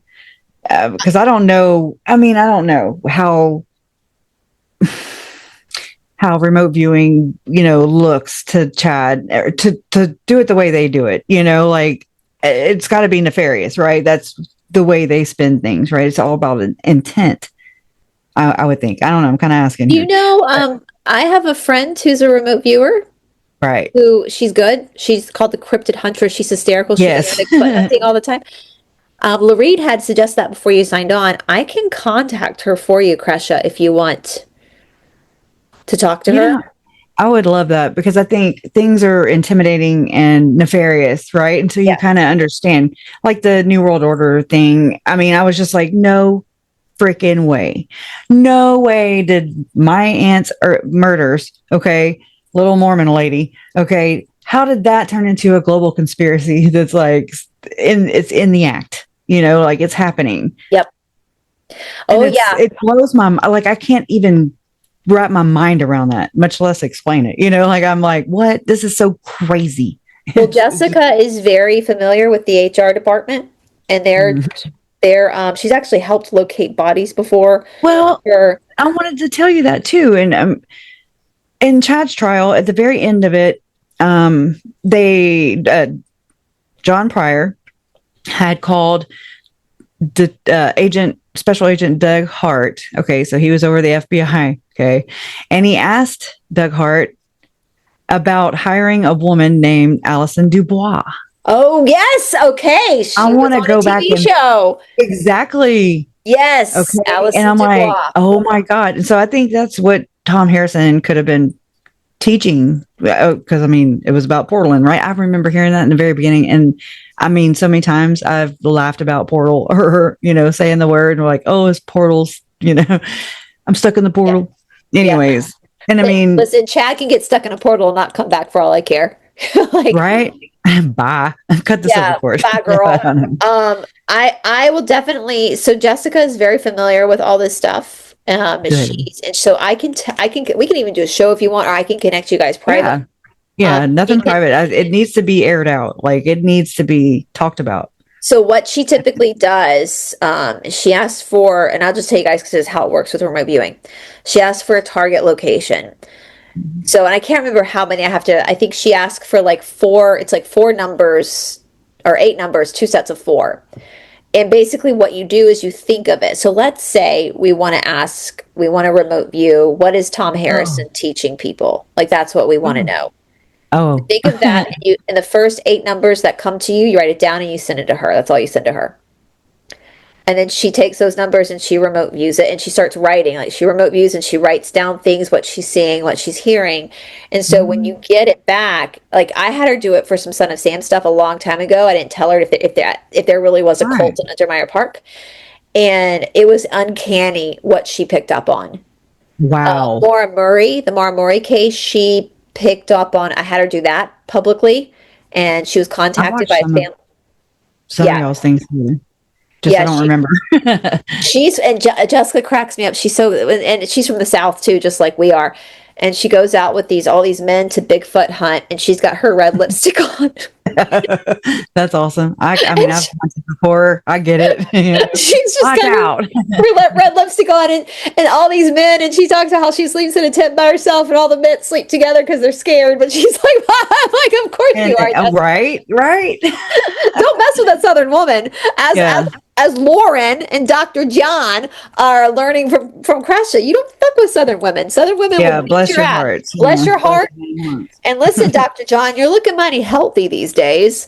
Which, if you guys don't know, if a Southern woman tells you you're looking mighty healthy, it means you might need to go on a diet. So, my mama would say, you might want to push away from the table. I love that. I have a friend whose mother would say, you're looking mighty happy. That means you're big. You're big. Yeah. So I will contact Jessica. She's very Southern. She actually lives I think she lives in the same county where the Sarah, that new case is going on. I will contact her and we can, and I would have you. So what I would do, Kresha, is I would text you guys and I would have her tell you how to give her the target location because it'd be more energy coming from you since you're in it, and have you send it to her. But I mean, it was, thank you for that. First off, I mean, just anybody that wants to help explain the why, the how, the who, all the things that we were told or that were hidden from us on purpose. And that have been hidden. And I mean, they bank on us with our empathy, with our feelings. They get us with our feelings and they pull the strings and they play the music and our purse strings open up and we're just like, oh, there's no way that person could ever, you can't imagine that kind of stuff because we're not like that. Girl. And the evidence in my family are the missing people, my missing family members. So it's like, I always bring it back to that, I'm like, but was their reality. So it's like, it doesn't matter how comfortable I can get with just learning about it, the possibilities of what could have really taken place in their last days, in their last moments, but it's important. It doesn't matter if, again, to my audience, if you're new here, it doesn't matter if you believe in Luciferianism or not. Right. Your opinion on Luciferianism doesn't fucking matter. Because they do stop a sacrifice, period. Yeah, they do. They believe it full-heartedly. They believe it. And so... They also believe that we are nothing. Right. We are worse than insects. We are lower than insects to them. So just try and keep that in mind too. Like they don't look at us as even a person. We're slaves. Useless feeders is what they call us. Yeah. Useless feeders. Oh, wow. Or goyim. They call us the goyim. Chattel or what's the other word? Yep. It's wild, y'all. It's wild. Absolutely. And the one thing I didn't even ask you today, and I was dying, because I had heard about this on another channel, but you talked about it with, oh my gosh, I can't remember her name. It's Marine. It was about the mirroring in the temple. I knew about that kind of stuff, but there's something that took place. Chad Daybell wrote about it in his quote unquote novel, right? Basically, him and Lori's love story with the loin fire and blah, blah, blah, blah, which the phrase scientific method, I've seen that in Freemason literature, by the way. Just saying. So, my boyfriend picked up more on that with, he was on that show with Lorene with the baptisms for the dead. Yes. So it's a lot of symbolism. It's a water ritual. That's what baptisms are water rituals. And the mirrors, so there's a lot of mirror magic in like Santeria.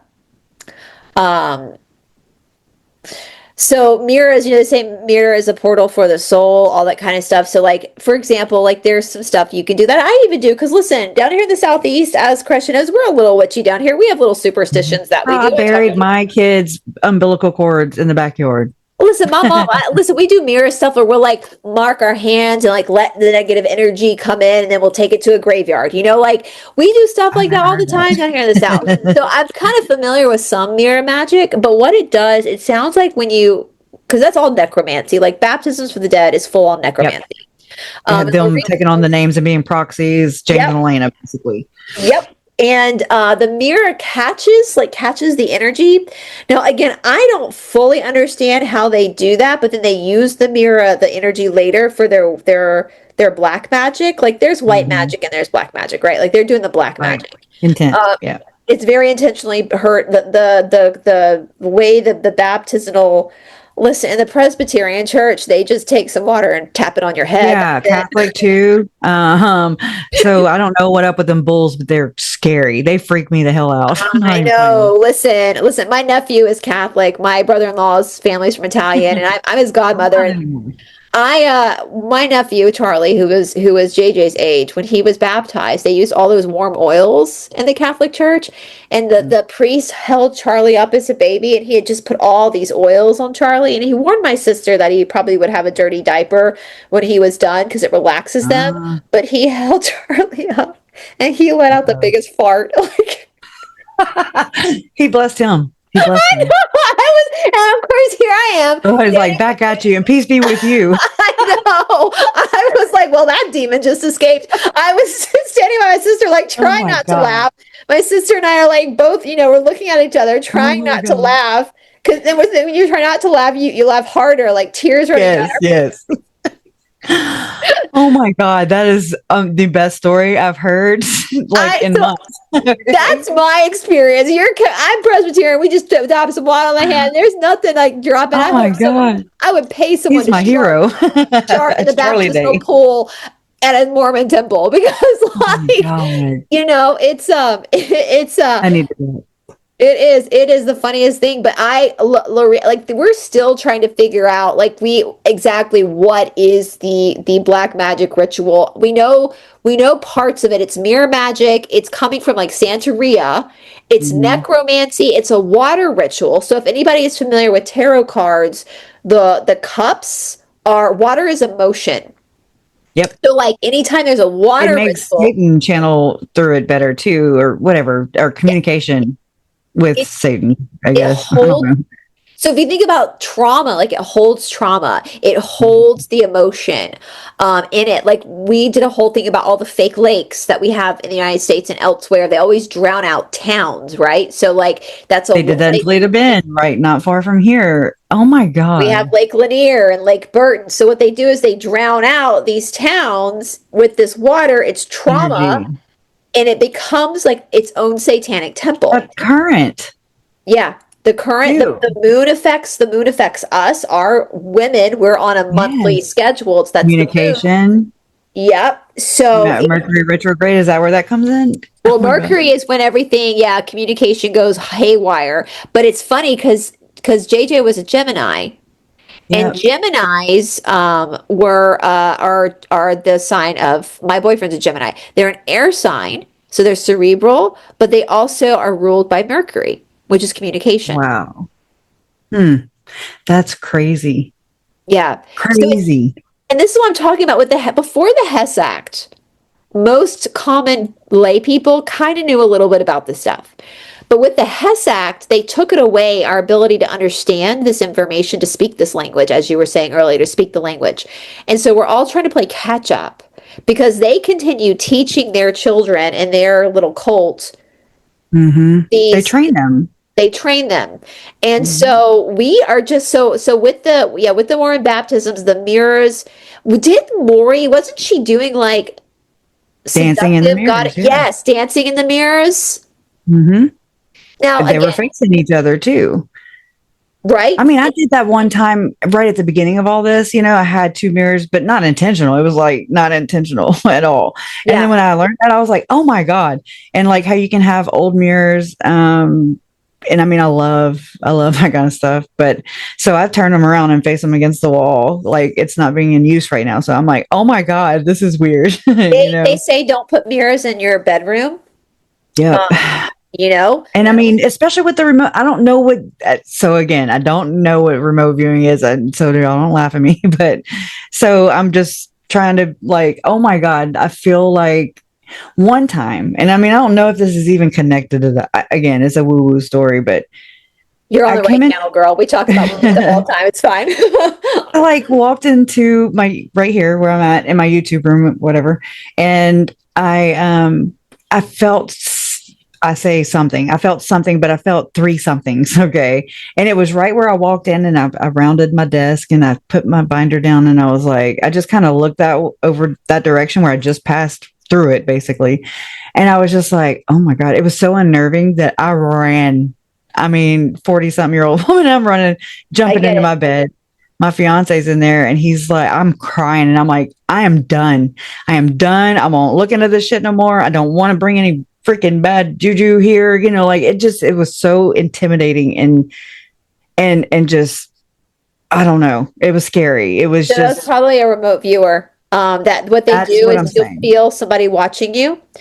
I do know some tricks, so especially if that's where you do YouTube, so your computer's in there. My friend who is like I have Florida water here that I spray after I do. Oh yeah. Yeah, I know that. I clean so every time I Zoom with somebody, and this is good for our audience too, they use things like Zoom to spy as well. So for all we know, Lauren and Dr. John, even so by the time our audience sees this, you're watching this, but we're pre-recording it. So right now, as I'm recording, it's just Kresha and me talking because we're not live. So Dr. John and Laura or anybody from this cult could be watching us through Zoom right now. They know how to do that stuff. And I believe it. I do. I have, and I whole other meaning to gang stalking. You know, I'm just like, and it makes you look crazy and sound crazy and feel crazy. They can also, guys, I had this happen to me a few years ago, actually. I had to have like an emergency, like my friend who does this kind of stuff helped me. They can get your birth chart. They can pull your soul's essence from your birth chart. And if you notice you're like getting really skinny and like losing energy, it's because they're pulling your soul's essence to try to destiny swap with you. Is this what Chad was doing with Tammy when he said it's not that easy to push a soul out of a body?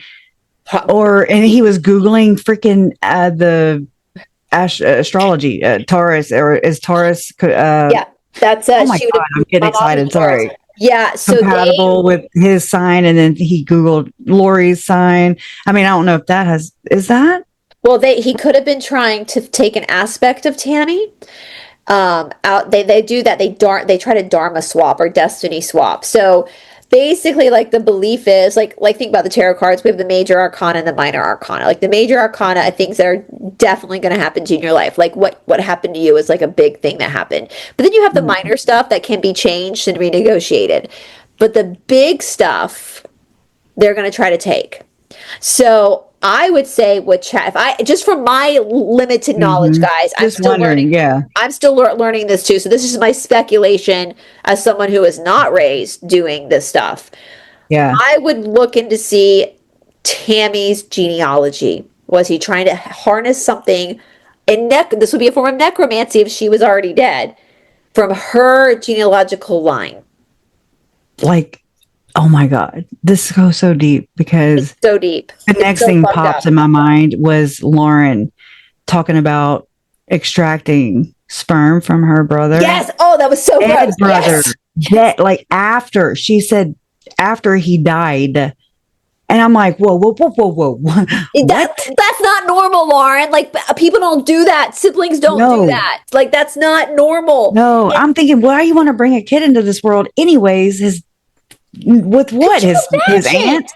You don't have Like, a mom or a dad? Like, you just orphaned? Yeah, what are you? You're an orphan, which is Tom Harrison. I mean, he basically would get off on that because that's his thing. It reminds me of Polar Express, the movie, right? Because one of the people that Lauren interviewed, Ryan Fisher, he's on that channel with Cara Burrell, Nuance Ho, basically. Yeah.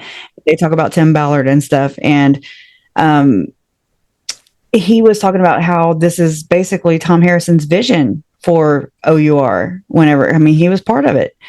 He's the making of Tim Ballard, basically, to become a in this order, senator, and then president of the United States, and then the prophet of the church, of the Mormon church, which is, I think, the world church. If you know what I mean. Like old Joseph Smith, what was going to happen to him? He was, yes. that he was. Yes. Yeah. So oh my God. That sounds very Yahtzee as well.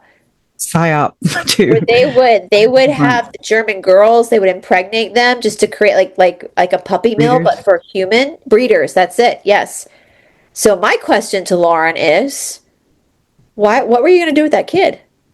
What do you do with your kid now? So, yeah. Right. Questions. Are you just creating breeders now for a particular bloodline, like that you want, like what Hitler did?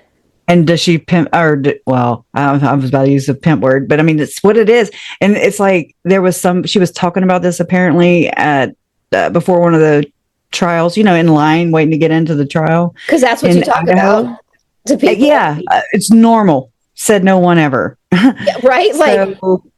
So this woman, apparently somebody who just overheard the conversation was like volunteering to carry the child, to be a what do you call it? Surrogate? Yep. Like, there's something wrong. Like, that is not fucking normal. Like, that this is the conversation around my family's justice, basically. So there you go. It's not normal. I don't think it's just, I think it's something more than a socially awkward woman. Mm-hmm. She was raised in this kind of generational belief system.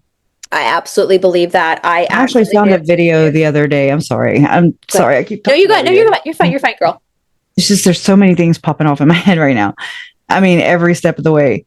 But I found a video the other day of Lauren. Actually, she's a DJ too. She was.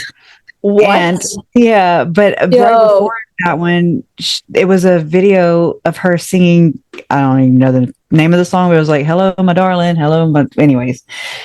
My good time girl. Anyways, I don't know the name, like the title of the song, but she was a little girl and they put her like on a counter or something. Like they picked her up and put her on the counter. And I mean, her family, her dad and her brothers, that's what they do. They sing, they play instruments, but she never did that. And I saw into her, I like looked into her eyes and I was just like, yeah, it happened. I mean, I don't know that, but it's just that blank, you know what I'm talking about? Like that. Yeah, she was. Well, that's what they do, guys. Like with the SRA, they start when you're really young. Have you ever listened to Kathy O'Brien, Kresha? Yeah. I can connect you to her if you ever want to talk to her. I do shows with her. All right. Yeah, I could. I've dabbled. I mean, I've listened and grabbed, just information everywhere. I can't say much about her on the YT guys because people don't. It's all over on RUMBLE. All of my interviews with her, but she is one of the biggest whistleblowers for this type of trauma because she went through it for the 3-letter agency. Paved the way. For sure. I actually have a list of people, Kresha, big people that I can connect you with, that I would love to connect you with to help you get your voice out there if you're open to it. I can tell you when we stop recording. But anyway, she talks about this. They when you have hokey pokey trauma, when you're really young, before your mind is fully developed, what it does is it fragments your mind. Yep. Do you almost have different alternative personalities? That's what we see, and that's what we might be seeing with Lauren. The same thing with the Hamblin case, with yes, calling forward different personalities to do whatever the programmer wants. Yeah. And I mean, come on, my Uncle Charles was married. His first wife she's now a hypnotist, and like, in Hollywood type stuff. And I'm like, this is so crazy when you just kind of factor it all in. It's so foreign.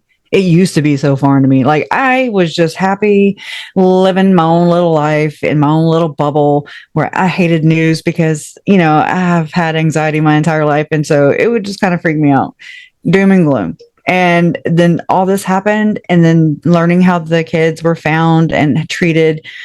And this was after Uncle Charles, so, and just finding out the dates, the symbolism, how this group, they love the color green, at least Lori and Chad's, they were in charge of the music department. Did you know that? I mean, now you know. Makes sense. That's a lot of, they use music. Music can be used to heal, but it can also be used to hurt. And they use these different tones to, and as actually Lorraine was saying before you signed on, that with kids in the Mormon faith, they're really big on certain songs that she, even now, after she's been out for like 20 years, she'll still find herself like singing. Follow the prophet, follow the prophet. I remember seeing and learning about that one too, and it's stuck in my head. And they got the Hosanna shout too. My theory on that is crazy. There was another temple built in Rexburg after the kids were found. All that happened, and I'm like, why? It's only this many people in the town. Why would they need a whole nother temple? But I'm like, They put and temples they did the at Hosanna shout, and they got the whole congregation stood up and did the Hosanna shout too, and they waved these white handkerchiefs, and they say Hosanna, Hosanna to God and the Lamb. They say it 3 times, and I'm like, no way! They're getting everybody to participate in the mass. It's a mass ritual. It's like the Super Bowl was a mass ritual. Actually, I'm going to look up white handkerchiefs. Yeah, I actually had to burn one the other day because that was sent to me a long time ago, and now I get it. Yeah. I mean, I'm just like, I don't want nothing of the shit, okay? Just go on with that shit. But there are people that do this. That's what they do. Witches and... they're okay. Now it's pulling up. White garments are one sign of a major occult member. So there's something about the whites. I'm going to have to look more into it. Basic magic series on wearing white. Sorry if you guys hear my dog. Oh my God. Yeah. I remember seeing pictures of like, I'm a Nevermo too. High five. Anyways, we don't have to be in any religion. Just don't be in that one. Yeah, exactly. Right. Well, that's what I was telling Lorene. We were going through Visions of Glory, and hopefully you, me, and her, and hopefully Heidi Love will be able to do something, because having 2 ex-Mormons and 2 never-Mormons, there are certain things Kresha and I are never going to fully understand because we've never been in a temple. And at this point, Kresha, I think they would repel us from a temple because we've been so outspoken. But because we weren't manipulated, because we, from a very young age, like Lorene and Heidi are going to see things we're not going to see because they were in it, but because we weren't in it. We weren't manipulated. We see things that shouldn't be there or weird or exactly. I'm telling you, a Never Mormon's perspective is just as freaking important. I have thought this and felt this when Lauren and Megan would show up on Mormon Stories podcast, telling my family story again, setting the narrative. Yep. But we're thinking as just regular lay people, they're exposing, no, but she did just enough to just curb that appeal. Yes. And then everybody just went on. Nothing to see here. Well, what you and I see, because we weren't manipulated by this religion from a young age, when we were in a developing mind. I'm in my 40s. I think you're in your 40s too. We can see patterns that people who were manipulated in it don't necessarily see. I have no emotional attachment to Mormonism either, because no one I know is Mormon, right? There's no, it's just fascinating. It's like a subject to study, and I want to expose, because they are hurting people like crazy. I think they're all these these prepper groups, like this connects to QAnon, like this connects deep to the Boy Scout of America scandal, all that abuse. I mean, it's so huge, y'all. It's just so huge. It's so fucking huge, and it is literally controlling people who aren't even Mormons, because it's getting people to believe that this, like, they affect you. Know that they are going to continue because of their wealth, their abuse of power, and they're smart. I've always said, oh yeah, this group is many things, but stupid ain't one of them. They're very smart. So don't underestimate. And I'm not talking about Lauren and Dr. John. Lauren and Dr. John are being used by the higher ups you're never going to see. Oh yeah. Right? Mm-hmm. So you have to be aware, like the AVAL group and like these prepper groups. Like, it's one thing, like my boyfriend, I laugh, he's 10 years older than me.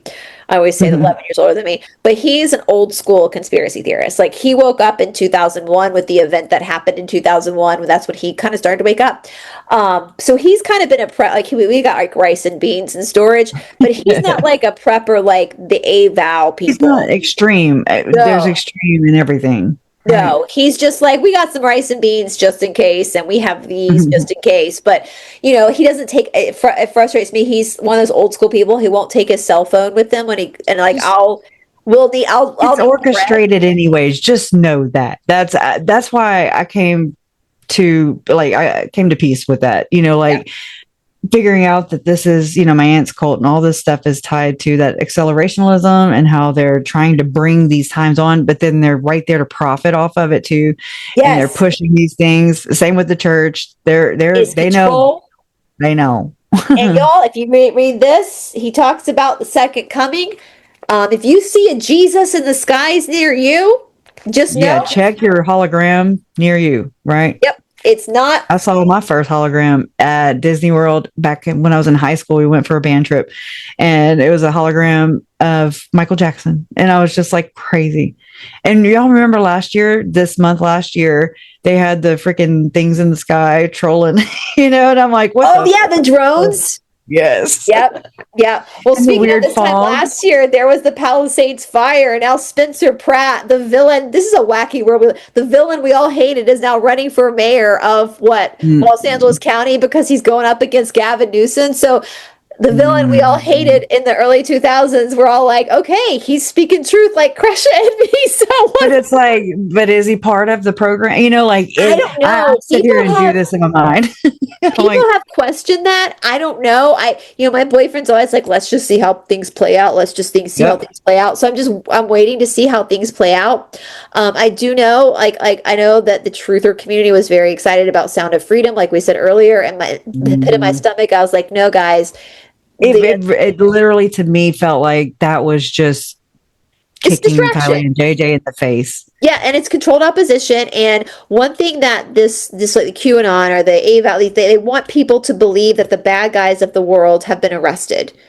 They haven't. Yeah. They want you to believe that all the Satanists are gone. Well, who benefits from that? That's not no such thing. There's no such thing. Who benefits from you believing that all the bad guys are gone? Or that all these therapists were, putting fake memories into people. So dumb. It's such a big, that's a conspiracy in and of itself, Absolutely. Like they believe that these white hats are in control and all the bad guys are gone. And I'm like, well, if then fine. Then the New World Order is just going to walk in right through your front door and you're not going to do anything to protect yourself. And that's knowledge is power, knowledge protects, right? The more you know about this stuff, the more that you can bring your own sanity back, your own autonomy back. And not be delusional. And Kresha, I've got to hop off. So this has been so fun. Kresha. I know. I feel like I want to go to like a bar with you and just like talk shit about everything because I literally, I know Lorene's seen it. I've told you this off camera as well. Like I applaud you for having the balls to do what you're doing. It's not comfortable. I know. I've had to turn that off and just be like, oh my God, I gotta ask questions, and you should not get silenced or shunned or controlled or handled or muted because you're asking questions. It's the same thing with John's credentials and things like that. And Lauren shamed Christina, for questioning John's credentials, but we don't have to buy that hook, line, and sinker. It's okay to question, and it should be okay to be questioned. So I tell people this all the time, Kresha, because what I do for a living off camera, I'm the only authorized Ashtanga teacher here, female in the state of Georgia. I spent a lot of time in India to teach traditional yoga, and I take that very seriously. And I always tell people, you need to question, you need to see people's resume. when a student comes to me for help, and I have no problem with them asking for my credentials, for my authorization, because I am accountable. I care about what I'm doing, and I'm accountable to KBJYI. And that is a good thing when you are brave enough to ask somebody, a healer, anything, a therapist, for their credentials. Anybody, a teacher, it's okay. It's okay. Is okay. And I would say even expected. I would, that's the kind of attitude I have. If they have nothing to hide and their intentions are good, it's going to apply to any freaking, anywhere, any field, any transparent. Todd and I were talking about that on our walk yesterday. I was like, with Dr. John's a pad in his resume, I was like, the funny thing is, like, you go on our website and you can look up everything we posted and you can check it for yourself. And we've been this is our training. This is who our teachers were. This is and you can look it up and you can verify it. We're transparent. He has totally manipulated his resume, and that is dangerous. What are you hiding? And scrub. Omission. People who have nothing to hide nothing. And I always say on my channel, like, since I started Esoteric Atlanta, my mind has changed on a lot of things, but I will never take a video down because I don't want to ever be ashamed of the fact that my mind, now YouTube has taken some videos down, but they don't play the same game. They don't play the same game, but I have RUMBLE. We can't even say that anymore. I have that back up, and I have Substack because I learned that, but there's no harm in changing your mind. There's no harm in researching. Right. And the past is there to show it's a receipt, and I mean, the other day when my uncle made the comment, I didn't delete that either because this is part of, I made a promise to Charles, Tylee, and JJ that I would not stop until everybody with my family, with my family's blood on their hands was exposed. And I mean, that's a big ass job, first off. Girl. And it's ongoing and everlasting. We'll just say that. But it is what it is. And Lauren could never. You're way too smart. You are smarter than she is, Kresha. You have more intel, and Lauren could never. And I'm like, shame on her. I know. Screw you, dude. Because it's like, who does that besides a predator? Exactly. You're not a part of the family, Lauren. It creeped people out. I'm learning now that the weird things I felt about John and Lauren that I kept to myself because I thought I was the only one thinking that. Since this has happened and exposed, so many other people were creeped out by the same things that I was creeped out by. And that group gets bigger and bigger every day. Bigger and bigger. And our voice is getting louder. And just as Lauren tried to shut you up, Kresha, I'm going to do my best to get your name out to all these other people with bigger platforms. Because your voice deserves to be heard. You have incredible research. I'm telling this to my channel because my channel also, people like the longer formats. If you go to Kresha's channel, guys, pick any one of her videos. She has receipts. She has names. And most of my channel is already familiar with some of these names. So, and this is not just, I want to emphasize this, especially I have an international audience as well. Oh, cool. I'm just a researcher. Kresha got put in this against her will. I became one. Yeah, right. She had no choice because the New World Order knocked on her front door. It happened. It happened. And so you deserve our respect, Kresha, and you deserve our support. One of my favorite late teachers used to say, we're all just walking each other home.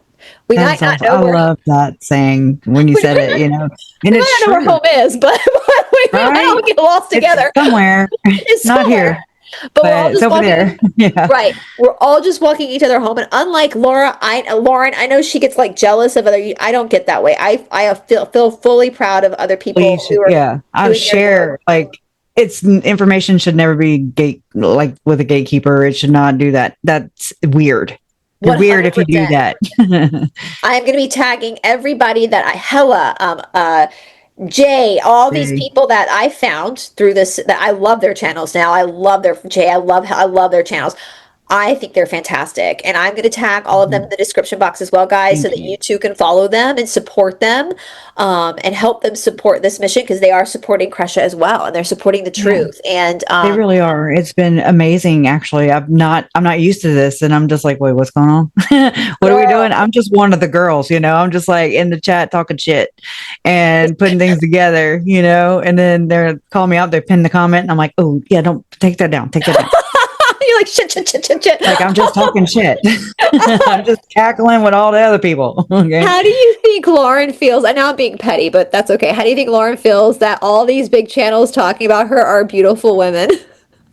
I mean, I don't know Hella because Jay, you I don't know what like it's like to be that damn like jealous, like so much so it's kind of sad. it is sad. Really, There is kind of a I sadness feel there. sorry Like, for her. I do. Like, honestly, still, I do believe that there's mental health yeah. issues that should maybe be looked at. And you would think Dr. John would be like, ding, ding, ding, but this is not happening. So, how much of it is manipulation? How much of it is actual mental instability, and Caused by unchecked childhood trauma and things like potentially that? SRA. Yeah, absolutely. The abused become the abusers, and Yeah. two things can be true. We Yep. can feel very sorry for the child that Lauren was and what's going on within her own psyche, but also acknowledge that she's done some heinous thing. I still think, Kresha, I'm still of the belief that some messages are going to come out that prove she's being paid by the church. I really think that's going to happen eventually. So many messages are coming out, guys. I think it's going to be an avalanche of even more stuff.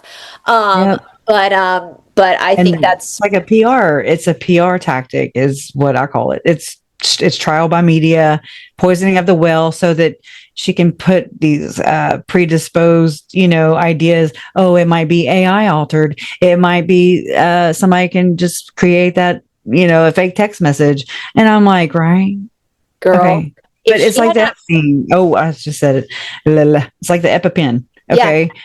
List. It's like, shove it up your ass, because I don't need to see it. I see how y'all are acting around this thing, and I've already saw the other list, but I mean, it's just like, I don't want your list. Shove it. I don't give them power. Like, I don't want to. Lauren is there was in it. She had not done that 9-hour live, I don't think we'd be sitting here today. We're invested now, girl. You done messed up. You took 9 hours of my life I can't get back. So, right. Where's my damn payment? I mean, I know. Stay in your house one night?